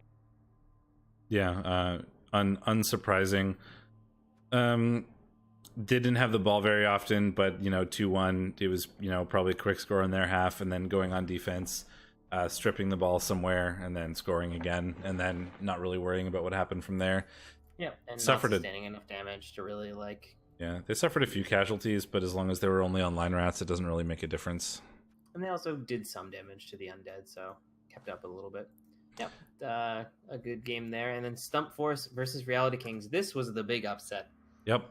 And I know that there was both coaches were saying there was some serious dice involved in this. It was the kind of game where Reality Kings failed 1 in 9 to 1 in 36 the first action a couple of turns in a row, if not several turns in a row. So I saw the end of this game, but it was also 2 weeks ago, so I don't really remember what happened, but I very much recall it would being a turn 16 failure to not tie. But I may be misremembering that because it was a while ago. Superfed saying 8 turns in a row, first action failure. So it turns out Kislev are not very good when they can't do literally anything. Have you tried rolling better pretty dice? Good. GFIs were terrible, but he only made 3. Leaps were pretty average. Jump ups were bad. I mean, he rolled 42 ones, and the next highest number of dice was 35 threes. Yeah, but that's not necessarily the most relevant thing to look at. But no, definitely a rough game for Superfed, and definitely one that really hurts his playoff chances. Yeah, that's fair. That's gonna have some serious implications. He just got seriously behind. And then we have Ye Old Guard versus Sugar and Spikes. Oh, we also predicted the Kislev and we were wrong. So we were wrong literally. Good job, us. That was an admin win because Sugar and Spikes has left the div. It doesn't count for points, but oh yes, of course. So that's it for that week, and then we can look at week 12. So this was a big deal. Rats Against Teen Stars only pulling out a tie against the Tetsuya's Undead. Yeah, it's actually a really big deal for Superfed in that sort of they were in the position where they were fighting for the only one top position, and it was we all have to win or else we're not going. And then he lost, and then Rats Against Teen Stars tied, which if I recall correctly, or have there been any? There's been games played. There has. Yeah. So if we look at currently, Superfed is on top, but he won 3-0 in his last game, which is already played. So he's played one more game than the Rats. So the Rats pass him if they win because they'll be 10-3-0 to his 10-1-2. But if the Rats lose, Superfed might win it on tiebreakers. I'm not really sure. So if the Rats tie or if the Rats lose, Superfed goes because he has 21 current touchdown differential after. We'll talk about this when we get there. We'll talk about this when we get to the leaderboard. The fact that this happened was a really big deal, and we'll talk about why in a few minutes. 2-2 tie. I wonder if it was damage. 4 casualties and 6 KOs sustained is potentially enough, depending on whether those KOs came back or not. Yeah, it looks like Tetsuya was able to bash him up a bit while some of them keeping did. The pressure on to keep the score even. Even blocking more or less. So it looks like the Rats were able to punch back, but not enough to cause damage. Undead are a lot more resilient, of course, than Rats.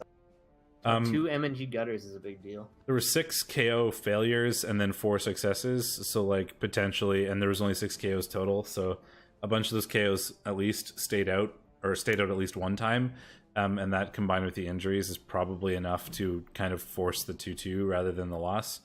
Yep. And it's also very much the type of situation where the Rats try to score on turn 16 or you try to score on turn 16 and one of you fail to make it a tie instead of a win for one side. Yep. Orange Stars and Reality Kings. Yep. And then RK was able to pull out a win as they need to. And as we just discussed, they pulled out wins in all of their remaining games as they very much needed to. Picking up a good MVP on MILF Hunter. Every time you say RK, I get confused because the High Elf coach in Div 6 is RK Blaze. It's true. It's a confusing thing. Able to win 2-1 despite being out armor broken pretty significantly.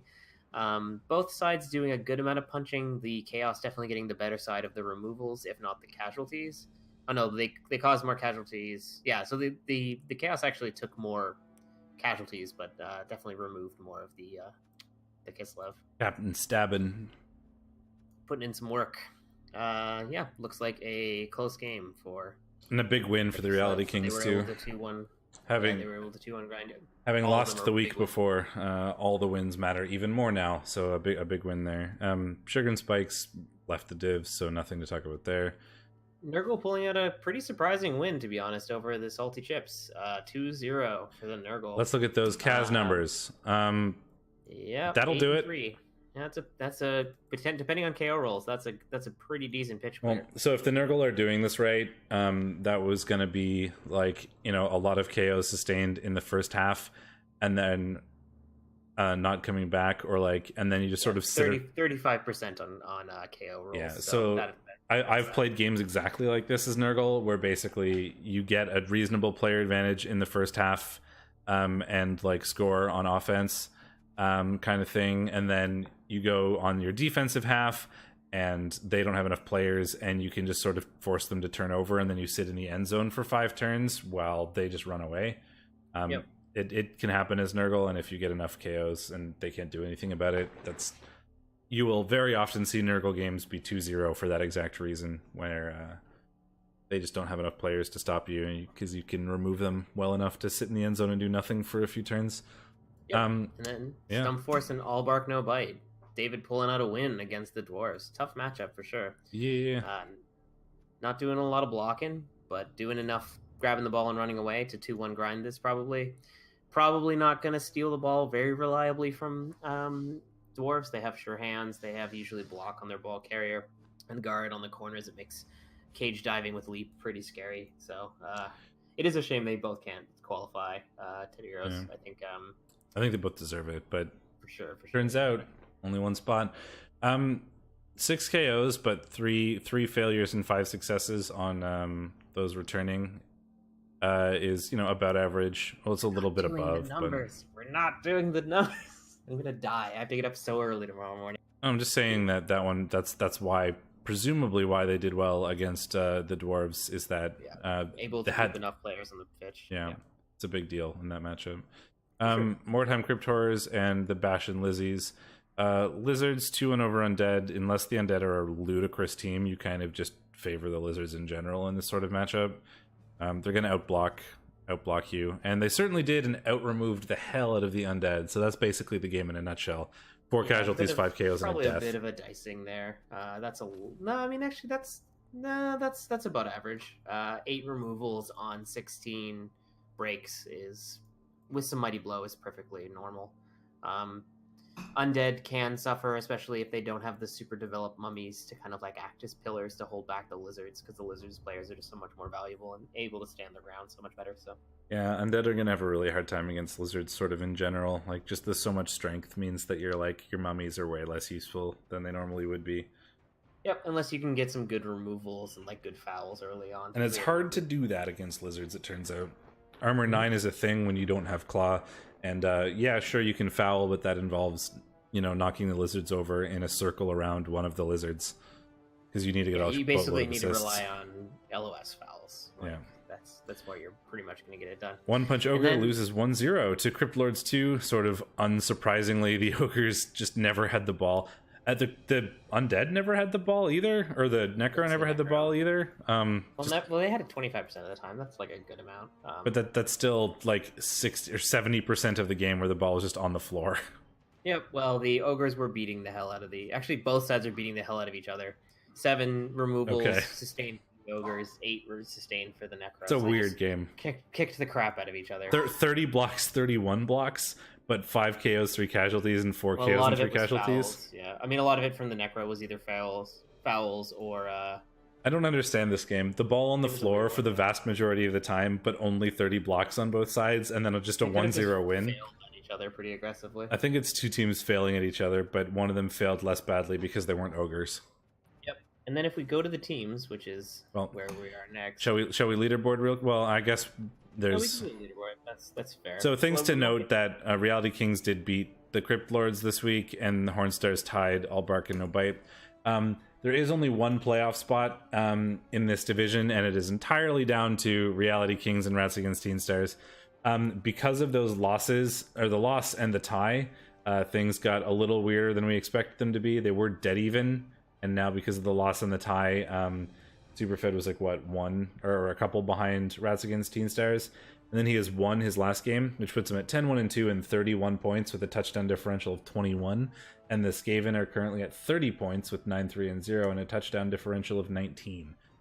So that 2 actually makes a fairly big difference, because if they tie now, that, or if Razzlestorm ties in the last week, that'll put him at 31, but 19-21 touchdown, and so Superfed will take Razzlestorm it. has to win this game. Is the nutshell. Like, Yep. It's not really that complicated. Razzlestorm has to win. Any other result puts Superfed into the playoffs, because Superfed was able to generate enough of a TD differential in his last 2 games to outpace these Skavens. He needed to get at least a 2 touchdown or a 1 touchdown TD differential higher, and he's got one that's 2 higher currently, so he scored 1 more touchdown than he theoretically needed, but I mean, it's free SPP, so there you go. It's true. I think your team is like as good as it's going to get, probably because its next division placement might end up it getting a little bit more battered, so yeah. I would also like to see Kislev go. I mean, Razzlestorm is a great dude as well, and I've really liked his team and the things he's done with it. But it would be cool to see Kislev in the playoffs, especially a Kislev team like that, which is pretty serious. Man, like it's a real shame. Like, if I could pick any division to like just give 2 playoff spots, like I really think both teams super deserve to go. So I'm not going to be too upset per which one goes, because they both really deserve it. But I really want both of them, and unfortunately they just can't. Yep. I mean, Hindus is probably going to go through with Kislev, but I watched him dice cake and grad, so I can't cheer for him anymore. Teams, there's a lot of pending levels. Yeah, you guys suck. So we'll go through these real quickly, because I am really running out of time. Agi 5, Russell Strip is still gross. Agi 6. Agi 6, I should say. Nothing new. Getting to the ball, no matter what you want to do. You can screen, like, screens are worthless because you need at least 3 tackle zones to impact him in any way. What else is new? Spicy Chip is the Witch Elf has got sidestep, yeah, which is new. Depending level on the wrestle one, which is almost certainly going to be tackle, because he only has 1 tackle currently. So the sidestep is really good for frenzies, or for serfs, because strength 4 frenzy block serfs is good, and then sidestep to follow that up. The fend I think is new on the blitzer. Yeah, it should be. It's good for having a scoring threat that if you mess up the blitz on, he's just going to sidestep to a free-ish position and then like fend you off so you can't follow you. And a new tackle on the last blitzer there, yeah, is also good because his team really lacks tackle.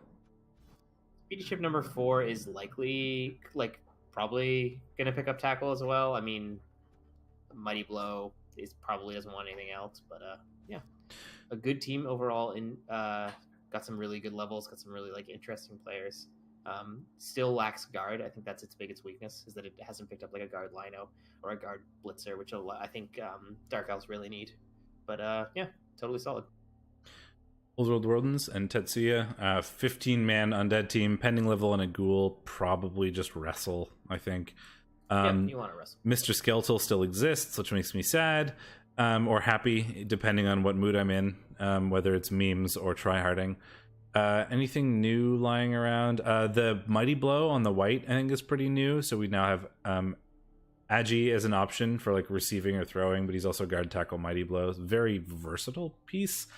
I mean, it's good because he's basically the blitzer that can also do some lots of options. He can do some supporting. He can do ball. He can be your the player that Jimmy Jr. passes to, maybe on like a short pass to get some more movement out of stuff. It's a good little setup. You can do just about anything. Interesting Swiss Army knife.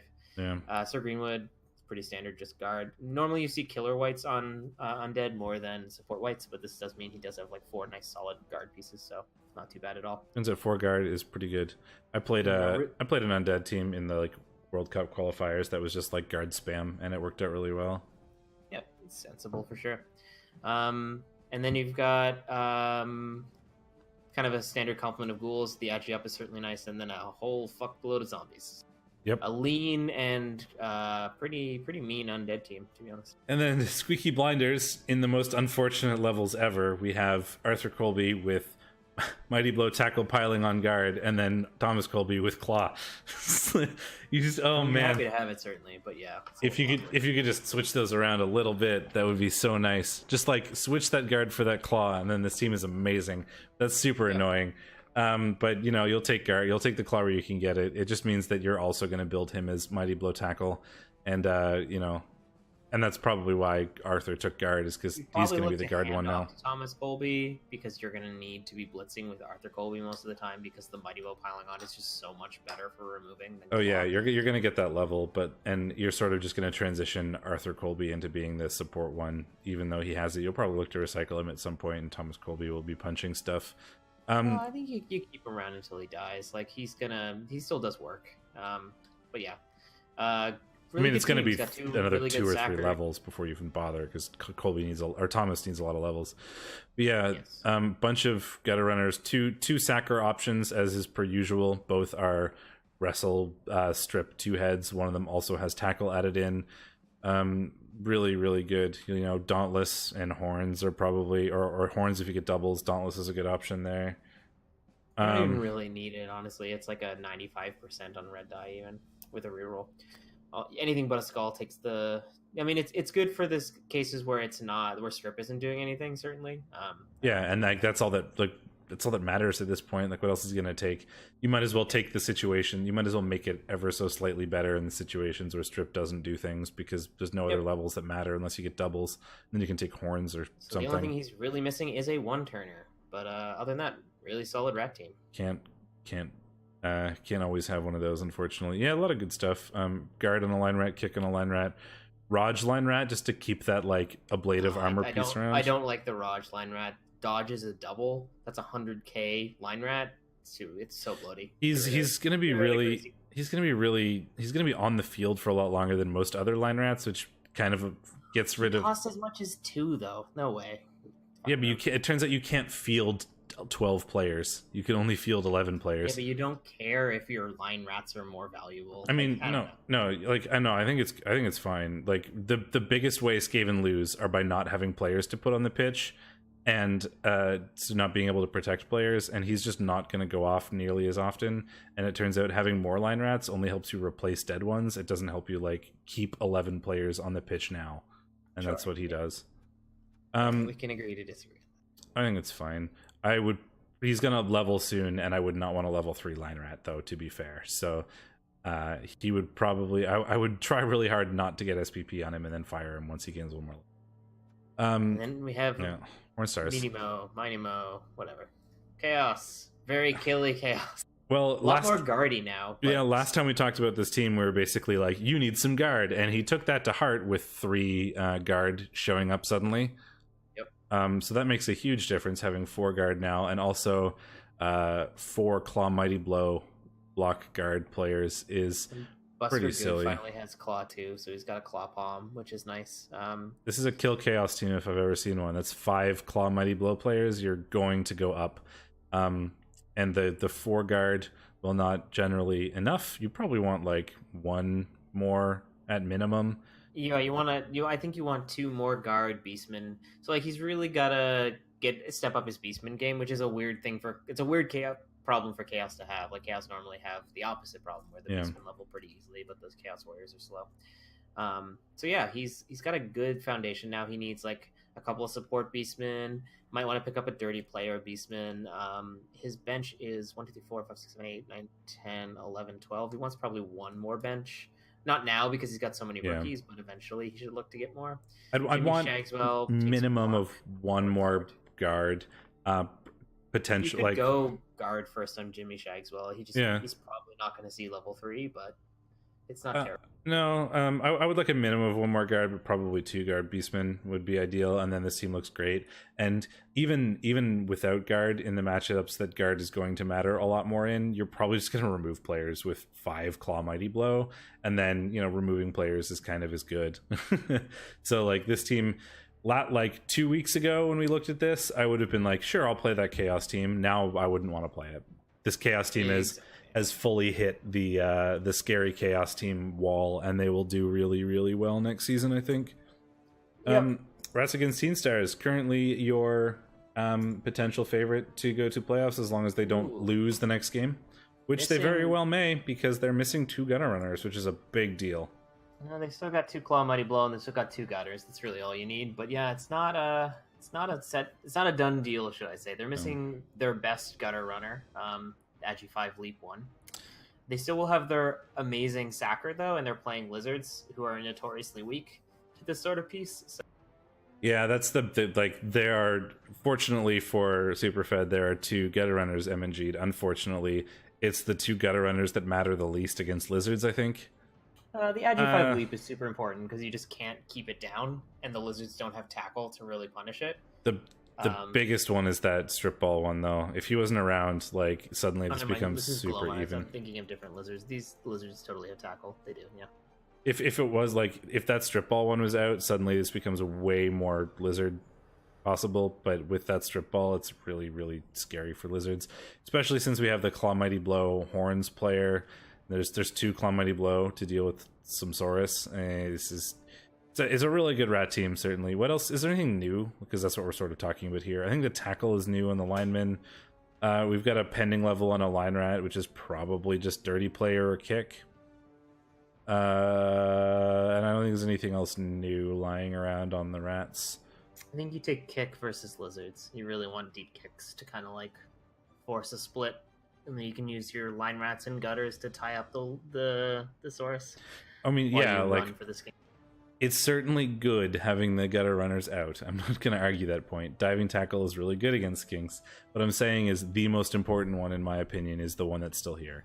If I was only allowed to bring one of these gutter runners up against like a lizard team, I would probably. I mean, he would probably would have been pretty happy if it was Pwitic out instead of either of these 2. But yeah, he's got the tools he needs to win. Is all we're saying. Yep. Yeah, I mean, shadowing diving tackle is pretty good. It turns out against Agi 3 Stunty. So yeah, good, really good rat team. And then I think still Superfed's favored team in the match, but Superfed's 2100 kiss left. So many skills. Okay, what's new? There's a pending level on MILF Hunter. So that's currently, he's a blitzer, so there's strength access, and he's currently Blodge Guard. Probably stand firm in most matchups. Yeah, well, I mean, there's no reason not to wait until you see if you make playoffs. But like in they have Agi access too. You could even go like diving. Oh, they start with diving tackle. Never mind. Yeah, that's what Superfed said is exactly what I was going to say. Is it's either stand firm or tackle depending on who you play next. Yeah. And if you make it to playoffs, you just wait. Yeah. You know, if it's a crazy dodge heavy team, you take tackle because it turns out winning in playoffs is all that matters. There's no reason to think about 2 matches from now because if you don't win this game, it's over. So you just take skills for the next game. So if a super dodge heavy team, I'd take tackle. Otherwise, you just take stand firm. The level on We Live Together doesn't matter because he is MNG'd. Anything new-ish? Mighty Blow maybe on Anger. So we're building a second Captain Stabbin, or a second Punchy Blitzer anyway. We've got the Sidestep, I think, on Money Talks is probably new-ish. So we've got 2 pretty gross catchers there. And they're like, one is Blodge Guard pick sidestep, and the other one is Blodge movement catch sidestep. So like he's the scoring threat, and the other one is the mobile guard bit. Yeah, it's a hell of a team, to be sure. The strength up is a new skill as well, having 17 SPP. So strength wrestle is kind of good for like being a blitzer. Sure. I know like we talk really. Yeah. Kislev really need strength up pieces. Like it makes the it makes jumping into a cage where like a lot more reliable, in particular with the wrestle. It's such a gross piece. Like we saw Hindus do amazing things with his strength up wrestle lineman simply because, you know, it's so much more likely to take a ball down, even if there's guard in the corner, maybe to make it a 1 die, than like a red die from someone else. So I think that's a really huge level. Yeah, we've talked a lot in previous things, but like wrestle and strength 4, like having your strength 4 on the ground is bad, but it turns out that's against teams that have natural strength 4. This is really, really good for player teams that don't have it. You know, have like a really good, like you said, you take away assists on the outside of the cage, he leaps in, has wrestle, a 2-die wrestle generally on the ball pretty easily a lot of the time. He's going to become a great sacker for that what I was saying, looking at the wrestle strength, was definitely that like you're like, oh, if they have sure hands, then you can't do the like strip ball leap in, and then I realized you don't actually have strip ball, and I was like, oh, well, that's kind of unusual. But you've built your team very like pitch control, bash heavy. So that's definitely why. Sugar and Spikes don't get to talk about because they left. Nurgle. What losers? Ye Old Guard by Yayo. New stuff. Stand firm on the beast. So the beast has gone the standard guard. Stand firm in some order. Good skills. You pray for like block or strength now. Not a lot of guard on the Nurgle warriors would be my first critique. One guard in 10 levels is pretty low. Certainly. It's low, but it's not really unexpected. Honestly, Nurgle are so slow to get started. You can't afford to take it on Pestigores because you don't have enough. And I'm saying he's got 10 levels on Nurgle warriors and he's chosen it once. Like, this was not they're slow to level. He chose skills that weren't guard. Yeah, but like, so you have to take block first or you lose. So that's the first two, or that's the first three.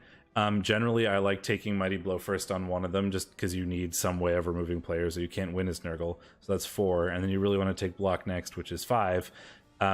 Then he's very likely taken tackle on Dirge because he was playing against like somebody he needed tackle against. Like win game now sort of thing. Or like I agree that he doesn't have enough guard. I just think that it's like kind of unfair to be like, you should have taken it way faster, because I just don't think he had the opportunity to do it as fast as he wanted to. No, I mean, he had the opportunity, he just made different decisions. I'm just saying I might disagree with those. That's all. And I think the decisions are all totally reasonable for most Nurgle teams that you would be in. You just don't have the option sometimes. Like, sure, technically you have the option to take guard over literally anything else, but it's not always like you can't win games that way. It's like you could take claw as a first skill. It's technically an option. I just think it's stupid, right? Like, I don't know. I think that's a false equivalency. But I don't think so. Like, it's technically an option that he could have taken guard way earlier, but based on what his situation was, which we don't know exactly, I think the only skills that probably could have been guard faster were that Mighty Blow, like the 3rd Mighty Blow on Dirge. Like, I think that's probably the only one. Maybe Dead's first skill could have been guard, depending on when that happened. Like, if all the other ones already had block, I would have taken guard on him first, which is something I have done on my Nurgle team. But like, yeah, he definitely needs more guard. Like, next skill on all of those Nurgle warriors is guard, other than the one who already has it. But yeah, it's getting there. It's got a killer Pestigore. Doesn't quite have piling on yet, but I like that he went block before getting piling on. I think people overcommit to the piling on sometimes and overvalue it. It's hard to overvalue though. This is a nice Mighty Blow Claw piling on is incredible, but block is also really good. It turns out. I think that's the best skill combination in a game. Is block or is Mighty Blow Claw piling on. But yeah, I mean, I would have taken block first on him as well, probably. Life Stolen is a nice ball carrier. He's got all the pseudo agi up mutations. Basically, he can dodge on a 2, he can pick up the ball on a 2, and he can grab balls in tackle zone. So he's like very reliably picking things up and running away with it. Really nice piece for sure. And he's got a sacker in Scoots. I wish I had a ball carrier Pestigore. They keep dying. Every time I make one, they die. Every time. Pestigores die a lot. My Movement 7 one died after one game of Movement 7. That was good. We did talk about how the Movement 7 was unlikely to pay off before he died, but yeah. I mean, I wasn't expecting him to die in literally the next game. But also it turns out like his other option there would have been block, and block wouldn't have had him not die. And then the most unfortunate Rodder ever, and that he is AV busted Kick dirty player. Yeah, Kick is. I don't want to talk about Kick on Nurgle. It's hard to utilize correctly. I've talked about it a billion times on my stream, so I'm not going to go through it again now. It's just really, really hard because it turns out most of the time on defense you only field 3 Rodders. Yep. And then we have Stump Force because we are really churning along, I should say. Runner, strength up, movement bust. We talked about it. Super sad. PDX Bosco stands by it, but I still think it's a bit of an unfortunate piece. But he does certainly help you hold a line. Strength runner though, so good. Yeah, the movement bust is real sad there. You would have almost. I mean, you'd prefer even like an AV bust. Yeah, we talked about this a bit ago because we do have the other runner available. Actually, we talked about it before he got the movement bust. I think we were like, cool, just start building Raras as your new runner because the strength is incredible. Like he'll take fend and kickoff return, but now he's movement 5, so like maybe cancel that plan. Yeah, because he's still gonna probably carry on Durax. Other than that, it is a dwarf team. It has guard. Exactly.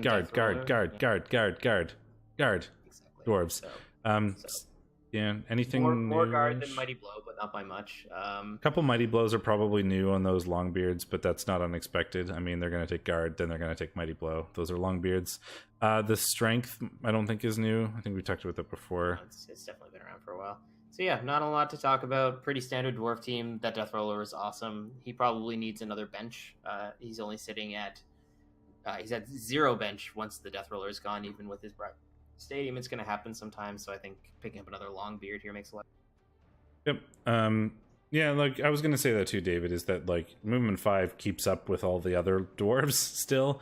It's just the only problem is when it comes time to do the breakaway and score thing that dwarves often have to do, because you generally can't move your entire cage all the way into the end zone. Like at some point you have to run forward, whether that be literally on the turn you score, like one turn before you score, and you just have to get significantly closer to do it with movement 5. Yep. More time Cryptoras, Dr. Spagooters. They're undead. That's a thing. AV busted mummy is super unfortunate, but guard break tackle is kind of good, and mummies are slow to level, so maybe look to buy a new one off the market if you're planning on keeping this team. Yeah, that's probably a good idea. The OI and then just try to buy one. There's a lot of mummies, and I think with the record you've had this season, you can probably get a pretty good shot at picking up one. So Block stand firm is a good mummy. Getting 3 doubles for guard on zombies and ghouls means he's got a lot of flexibility in his punching. Yeah, and you can, nice. Yeah, man, so much flexibility with like three or 2 ghouls that have movement 7 guard, and then the zombie is movement 4, but it's still guard. White guard on the strength 4 piece. Like you have 3 pieces now in the mummies and the white that you can just shove places. They're going to be hard to shift because of strength 4 or 5, and they're also providing assists. Pretty good stuff there. I think the Agi is new on the white. Debatable, depending, because whites on Undead are going to have to do a lot of stuff, and they can't necessarily afford to be dedicated ball carriers, but since you don't have a real ghoul to do that, it's just having another option, which is kind of good. Empire guy has followed. Appreciate that. Welcome along. I don't recognize the name, so I don't think you're from 6 or 7, but that's what we're talking about. Hope you enjoy the content. Block zombie, I mean fodder zombie / being annoying zombie. Makes sense. We would like a better ball carrying ghoul, and I think that's really the next step for this team. Yep. Probably try to level Plague Stalker to give him block and just carry on him. In the meantime, Ulrich is not bad, though you're not going to have him for this game, so... Oh my god, these ogres. They're great. Or are they dead? I haven't looked at it yet. There are 5 ogres and 1 Noblar. Yeah, that's a battered team. Jimmy Leftfoot, as people have been talking about in REL chat, is a movement 6, strength 6, agi 3 ogre at 300k. He's going to be the most expensive piece ever put on the market. No one is ever going to be able to buy him, and he is beautiful. Break tackle juggernaut, strength 6, movement 6, agi 3. It's this is a 1496 player team. Yep. Ogres. Oh man, that's super unfortunate because 1, you only have 5 ogres, and you kind of want 6 at high TV ogres. Not that you really want to play high TV ogres, but you really want 6 ogres, and you also want a massive bench. You want like 15 players because snotlings die, and it turns out when you're getting a whole bunch of loner snotlings, you have 0 bench, and your TV is high enough that you're not going to be able to buy loner ones or get inducements because your ogres are dumb. The individual ogres in this team are incredible, but it's almost bad. Like they're so good, it's almost bad because now you have no bench that you need to deal with. You only have 5 ogres, and you're not even getting inducements to like make up for it. and sometimes Ogre's Bonehead, right? Like, sure. Yeah, and I mean this team is done. Gypsy is re-rolling, so it's not even really that worth talking Oh, about. he fired all the Snotlings for the bye MVP because apparently he had a bye recently. Makes sense. Yeah, and if you're retiring the team, who cares? Like Jimmy, it's a cool team though. I'm sad to see it go, and I was sad to see the IG4 guy die for sure. Strength 6, Strength 6, Agi 3, Movement 6, AV 9 is ridiculous. But then sometimes he just doesn't. 1 in 6 turns, he just doesn't do anything, which turns out is kind of bad. is the biggest thing.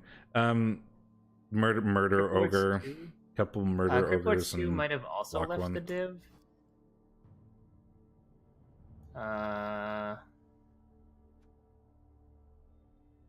No, I don't think he left the div. I think there was just some stuff going on with his last game. Anyway, was sick, I think, or somebody. No, he I think there was a soft concession. But anyway, Necro got a pending level up on Polly, the Fuzzy Parrot. Definitely a good player to be leveling. Dodge or Tackle are both amazing on that Werewolf.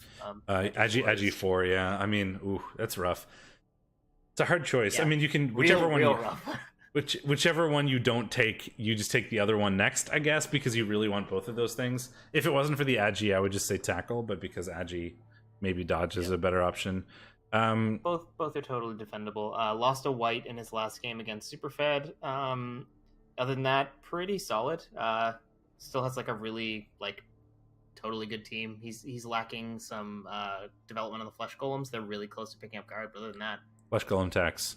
But yeah, one SPP on him, and he can get guard or dodge if you're lucky. Then the other one is 6, so he's a bit away. Like you said, missing a white, but the one that's around is Blodge Guard Tackle, which is really handy. Zombies are pretty normal. You got one that got doubles, and you take guard because a guard zombie you never say no to. One tackle, which is weird, but it's probably just because he really needed tackle somewhere. A kick one, couple blocks. I would get rid of him now, probably, assuming you have. I would buy a white first, and then I would probably. He's got 190k. You can do both. It's always scary to. Well, how much are whites as a rookie? What, 80 something? 70 or 80, yeah. It's a little scary to drop too much money in case something important dies, but yeah, I'd probably fire that tackle zombie. You don't really need him anymore. And then 2 ghouls. One is a ball carrier. Well, you don't really have a good ball carrier one, but you can do that on wolves for now anyway. One is going the Sacker route. He'll get tackle next, and the other one is can ball carry certainly very well with strength 4 and blodge. And he also has the guard, which is incredible to put where you want with blodge and strength 4. So it's a really good ghoul. Yeah, they are 90k, right? Yeah, they're pretty pricey. So if you fire the zombie and then bought another one, you would be at that's spending 120k. You could just drop both, but yeah, you could just not rebuy the zombie. Depends on who you play, because sometimes you really, really want to bench as Necro. Yep. Glowmire and the Bastion Lizzies. Bloxigor. I don't know if that's new, but it's pretty new, I think. I don't remember it too readily. Also, the strength up skink is new. Don't get strength up on the first skill. I think that should be block, or wrestle even. Either are fine. I like block more than wrestle on skinks, really, but yeah, still not my favorite. But it is an interesting piece, and if you roll more doubles on it, suddenly it becomes an absolute monster. And it turns out doubles are more likely than strength ups, but skinks also don't usually live that long. It's the greedy choice and probably the fun choice, but sometimes greed doesn't pay off, as we've all seen. Yeah, Saurus, not much new going on there. We need a couple more block Saurus to get thrown about. Launch break tackle is new. The break tackle at least is. Took forever. I've never seen someone build that way. Almost always people are going to go blodge guard because blodge guard is so good, but he does really need kind of the ability to disengage with a piece. So I understand the choice here. And so 1 in 36. Blodge guard is interesting as well. To knock it's 1 in 36 to knock it away, but also you can do things like sometimes people will tie up break tackle pieces by just forcing them to do a dodge, and then having a dodge also at the blitz target. And so what you can kind of do with blodge break tackle sometimes is fish for the The 5+? Fish for the 5+, on the first easy dodge, and then maybe like save the break tackle for the harder one at the end if there is one. So does it trigger in that order? Like, can you choose to use even so if you roll a 3? So the way it works is you roll a 3. It asks, do you want to use break tackle? You say no. You fail. It says, do you want to use dodge? You say yes. It re-rolls it. You get a 5. You dodge out. Yeah. So yeah, it's risking a turnover more readily. No, certainly. you can choose to use break tackle on the second one. Oh, I see. You can still elect to use break tackle again, so it's not going to turn over. People need to turn break tackle on manual though, and not everybody has that. Yes. But yeah, that's a neat thing you can do. Certainly, we need a couple more block on the 2 rookie Saurus, and that'll take a while. But it's not the highest TV lizard team in the world, considering they're eating some cash. Yeah, they're pretty lean. So we've talked about it before, but some really solid players. Talked about it before, but I think I drop one of the 2 catch skinks. You don't really need 2. Yeah, 2 is overkill certainly. David, I mean, Goktok probably needs to just be fired anyway because he's got too many skills, too many normals for a skink. Oh dear Lord! All bark, no bite. What are you doing? Getting stats. Still. Getting all the stats. I mean, this is all normal. Oak is MNG'd, but he is block, so that's pretty good. Anything new here? I don't think the War Dancer's Sure Hands is new, is it? No, I think we've seen that. So it's good for like leaping into cages, picking up the ball, and running away. A G5 Sure Hands, yeah, pretty likely to pick up the ball in tackle zones. Elm has gotten strip, which is nice, so he's got both options of tackle and strip for taking the ball away. Aldia is inching ever closer to legend. He's got 2 more Blodge and Raj pieces, and Blodge Step and Raj Step, I should say. The thrower, has picked up Strong Arm, which is nice, so that means he's potentially going to be building into the really gross, like 2+ long bomb kind of wood. And his Strong Arm and his stat linemen have finally picked up like reliability skills, so they're Agi5 Raj is a big deal. Agi5 Wrestle, slightly less of a big deal, but still a good combo. You can dodge places and wrestle things. Strength 4 block is really good. The thrower now has Strong Arm, so he is well on his way to being the gross High Elf Long Bong Silver or Wood Elf Long Bong Silver type player with the Strong Arm. Anyway. Good team. Its line is kind of sketchy because it's got to put these dodge linemen on there, but still not incredibly likely to lose players, and it's still got a pretty solid. I mean, it's got a bench of 1 if the tree is back, so which is not too bad. I mean, it's an 1800 elf team that doesn't have any actual injuries. It's just 1 MNG, which is pretty rare. So doing well to keep all these players around, and a lot of them are really solid, good ones. So. This isn't an elf team I would like to play against, certainly. And we've prediction time. Yeah. So the only one that really matters. So first of all, the Reality Kings have already played Crypt Lords. They won 3-0. The only one that really matters for the standings is Rats Against Teen Stars and the Bash and Lizzies. So when we get to them, that's the one we'll have to talk about in more detail. But Stump Force versus the Old World Wardens. So we're gonna have the. It's like the lean undead team versus the like very, very pitch control bash heavy dwarves. This is the kind of matchup the dwarves should do really well in. So I think I'm going to favor the dwarf. Yeah, there is some guard for the neck or the undead, but it's 4 compared to like 20. And there's 4 good undead players, but the zombies are going to go down to the dwarves, and the death roller is actually surprisingly useful in this game against those mummies. So I would like the dwarves in this one as well, I think. And then there's the more battered undead versus the claw, mighty blow, spam, Nurgle. Spoilers: claw, mighty blow, spam, Nurgle are really good against undead. Yeah, it turns out. 1920 against 1280. So like the undead are going to get a ton of inducements, but undead inducements aren't amazing. You can get Count Luther von Drakenborg. You can get Count Luther. Can you get Ramtut? I think you can, but I don't love Ramtut. No, I like Satek better. You can get some spicy stuff, so it'll be an interesting match for sure. But I think it's going to probably go to the Nurgle. Setek is, or no, never mind. There's a sure hands on the Nurgle. So yeah, I think the Nurgle. I would probably take the Nurgle in this. The Claw Mighty Blow. There's 2 of it, which in my experience doesn't do anything because. Oh no, I'm thinking of the Chaos. The Chaos are way more Claw Mighty Blows than him. In my experience, 2 Claw Mighty Blow does nothing. That's because every team I play decides to put pillows on their hands. This is actually a different matchup than I thought. That actually might go to the. No, I might switch and actually do the Undead. I was thinking of the Chaos. I don't know. You want to go contentious? You can pick your Nurgle boys, and I can pick Undead.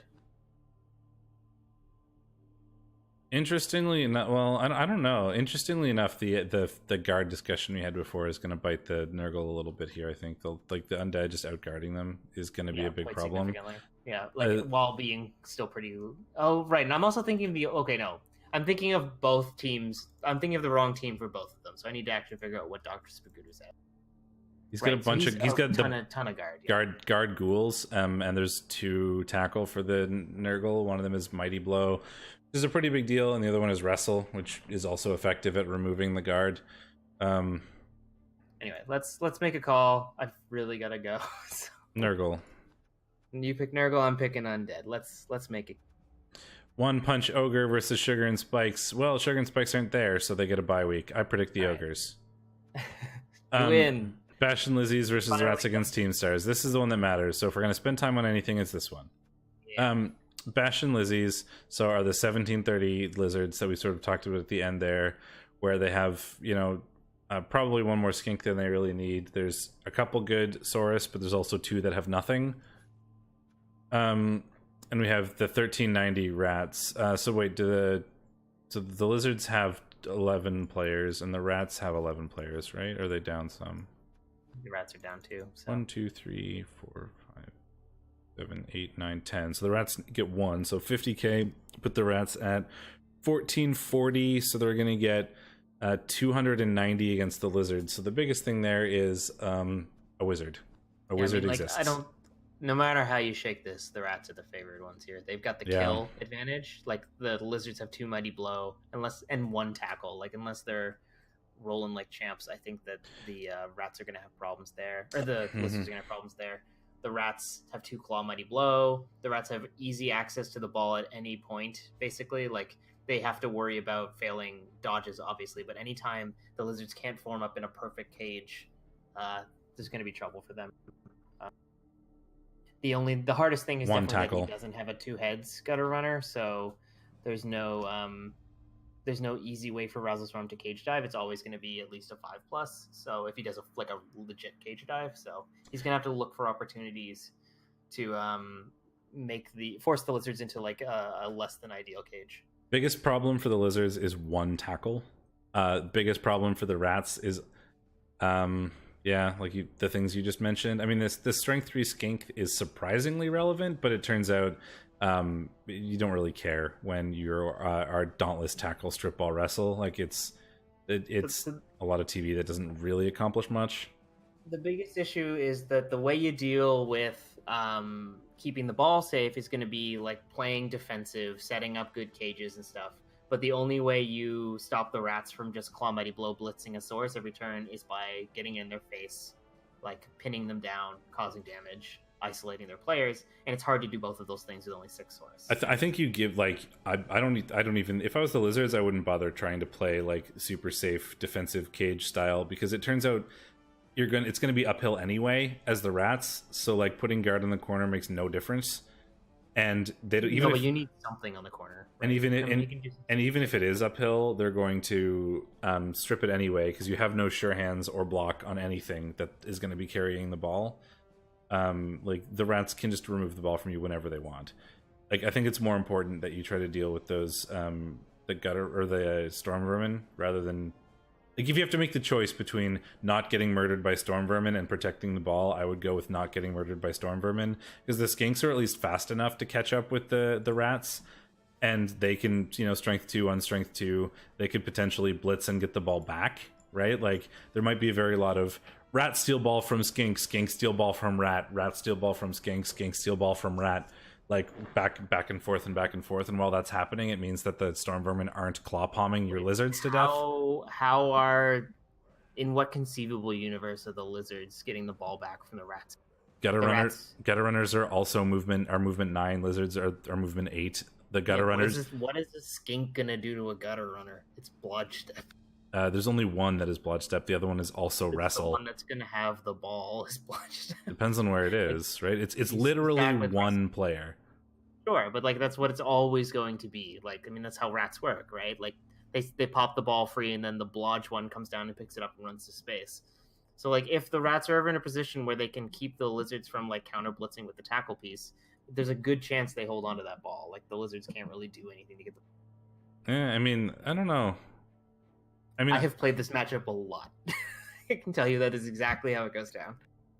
I think the rats are going to win. I think they're certainly super favored.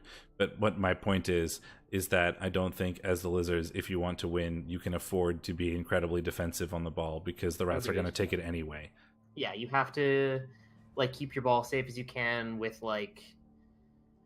You probably try to like cage up using mostly your skinks and then like, you know, the tackle source to keep him kind of like in a position where it's hard for the rats to tie him up, like kind of on the inside corner of your, like you've got a wall of lizard flesh, you've got like your cage, and on the back corner, the like least exposed back corner, you try to keep your tackle source there so that he is in a position to always respond to anything the rats try to do. It's almost more important to pay attention to the blodge step gutter runner and make his path harder than it is for the strip wrestle gutter runner. Is like, no matter what you do, he's going to strip the ball, and as long as you can prevent the second one from like getting it, then it's fine, because the other, like, he's using his blitz on getting the ball, so he's not blitzing you with Claw Mighty Blow now, which is a win.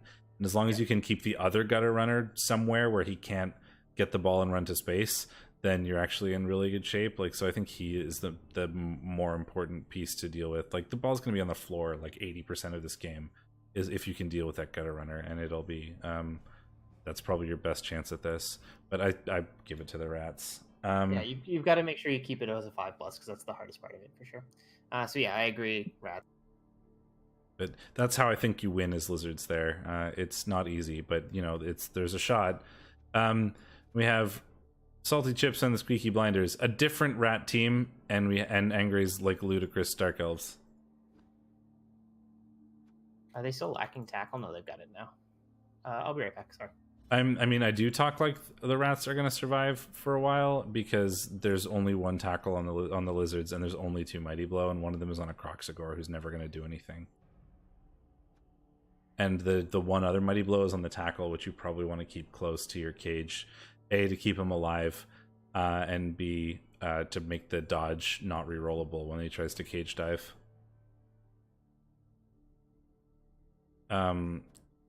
I think it's really hard for the lizards, but the way you do it is kind of try to tie up the other gutter runner, ignore the ball sacking one, and go real aggressive, trying to remove rats and punching them, and kind of ignoring the defensive side of things. Last one. Salty Chips and Squeaky Blinders. The 1590 rats are going to have nothing in terms of inducements, and in terms of extra players. The Dark Elves, do they have anybody? 1, 2, 3, 4, 5, 6, 7, 8, 9, 10, 11. No. So the rats are going to get 130k, so they could spend 20k to grab a wizard, which is probably a good idea. Well, rats have speed, I guess, in this game, right? So Chip, the lineman, at G6, dodge, wrestle, strip, is going to be able to get the ball off any one of these rats whenever they want. Other than the thrower, I guess. So the rats are going to want to keep the ball on the thrower for as long as possible. He's going to be a big, important piece. And Arthur Colby is going to be a big important piece with Mighty Blow Tackle piling on guard. It's actually surprisingly difficult for the elves to get the ball off that thrower with Sure Hands and Strength 4. It is wrestle, but it's still uphill, and the strip ball doesn't do anything. The Witch Elf has 2 shots at it at Strength 4, but we're going to need an assist, and there's no guard anywhere. How much is there any tackle on the rats? There is, and it's on relevant pieces. All right, I know which. I think I'm gonna. I'm gonna give this one to the rats. We'll see what Shadorra says when he returns. There's 2 on the Skaven. Tackle. And one of it is on the relevant killer piece. I think the biggest thing, right? This guy is not that useful compared to other matchups in terms of getting the ball. If the ball's on the floor, he's incredible. But if the ball's not on the floor, he's not really going to be able to do much. And there is 1 tackle and there is 1 mighty blow, but they're not on the same player. And that's kind of how you win against rats. If the ball's on the floor, this lineman will do stupid things. But he's entirely irrelevant at getting the ball off of the Skaven thrower because he's strength 4 sure hands. So the Skaven are just going to protect their thrower while running around with their 2 blitzers murdering elves, and since the elves have exactly 11 players, any removal is huge, and he's pretty likely to get removals. So while I don't think it's impossible for the Dark Elves by any stretch of the imagination, I think this is like 70-30 Skaven.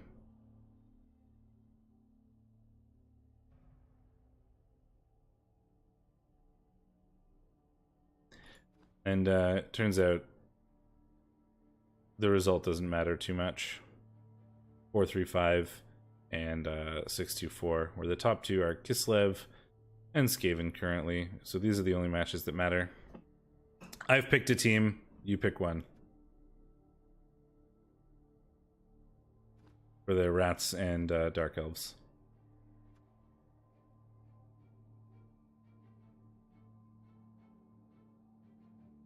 Blood Bowl is so slow.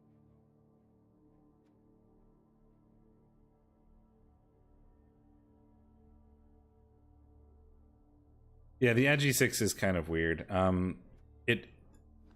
If it was Agi 5 Leap, it's like it's good in certain situations, and that situation is almost always when the ball is on the floor, or if there's like a several deep screen, like an anti-leap cage or an anti-leap screen or whatever, because you don't care about dodging through tackle zones, and you can kind of pick up the ball wherever you want. A lot more, or Agi 6 dodge is more reliable than Agi 5 Leap. Like, it's a 2+ without a reroll. Like the dodges are just way better usually. Like 2 2+s with a built-in reroll compared to a 2+ without one. You're much more likely to do the dodges than you are to do. It's a boatload more TV though is the big thing, but it's very useful. But it's 20k TV compared to what 50. Yeah, I think 40K. The Rats have a decent shot at this. Arthur Colby II is going to be a good piece in this matchup for sure. The Rats, the Lizards, or the Dark Elves have no sure hands, no killers. The Rats do have a sure hands in Polly, who's strength up even.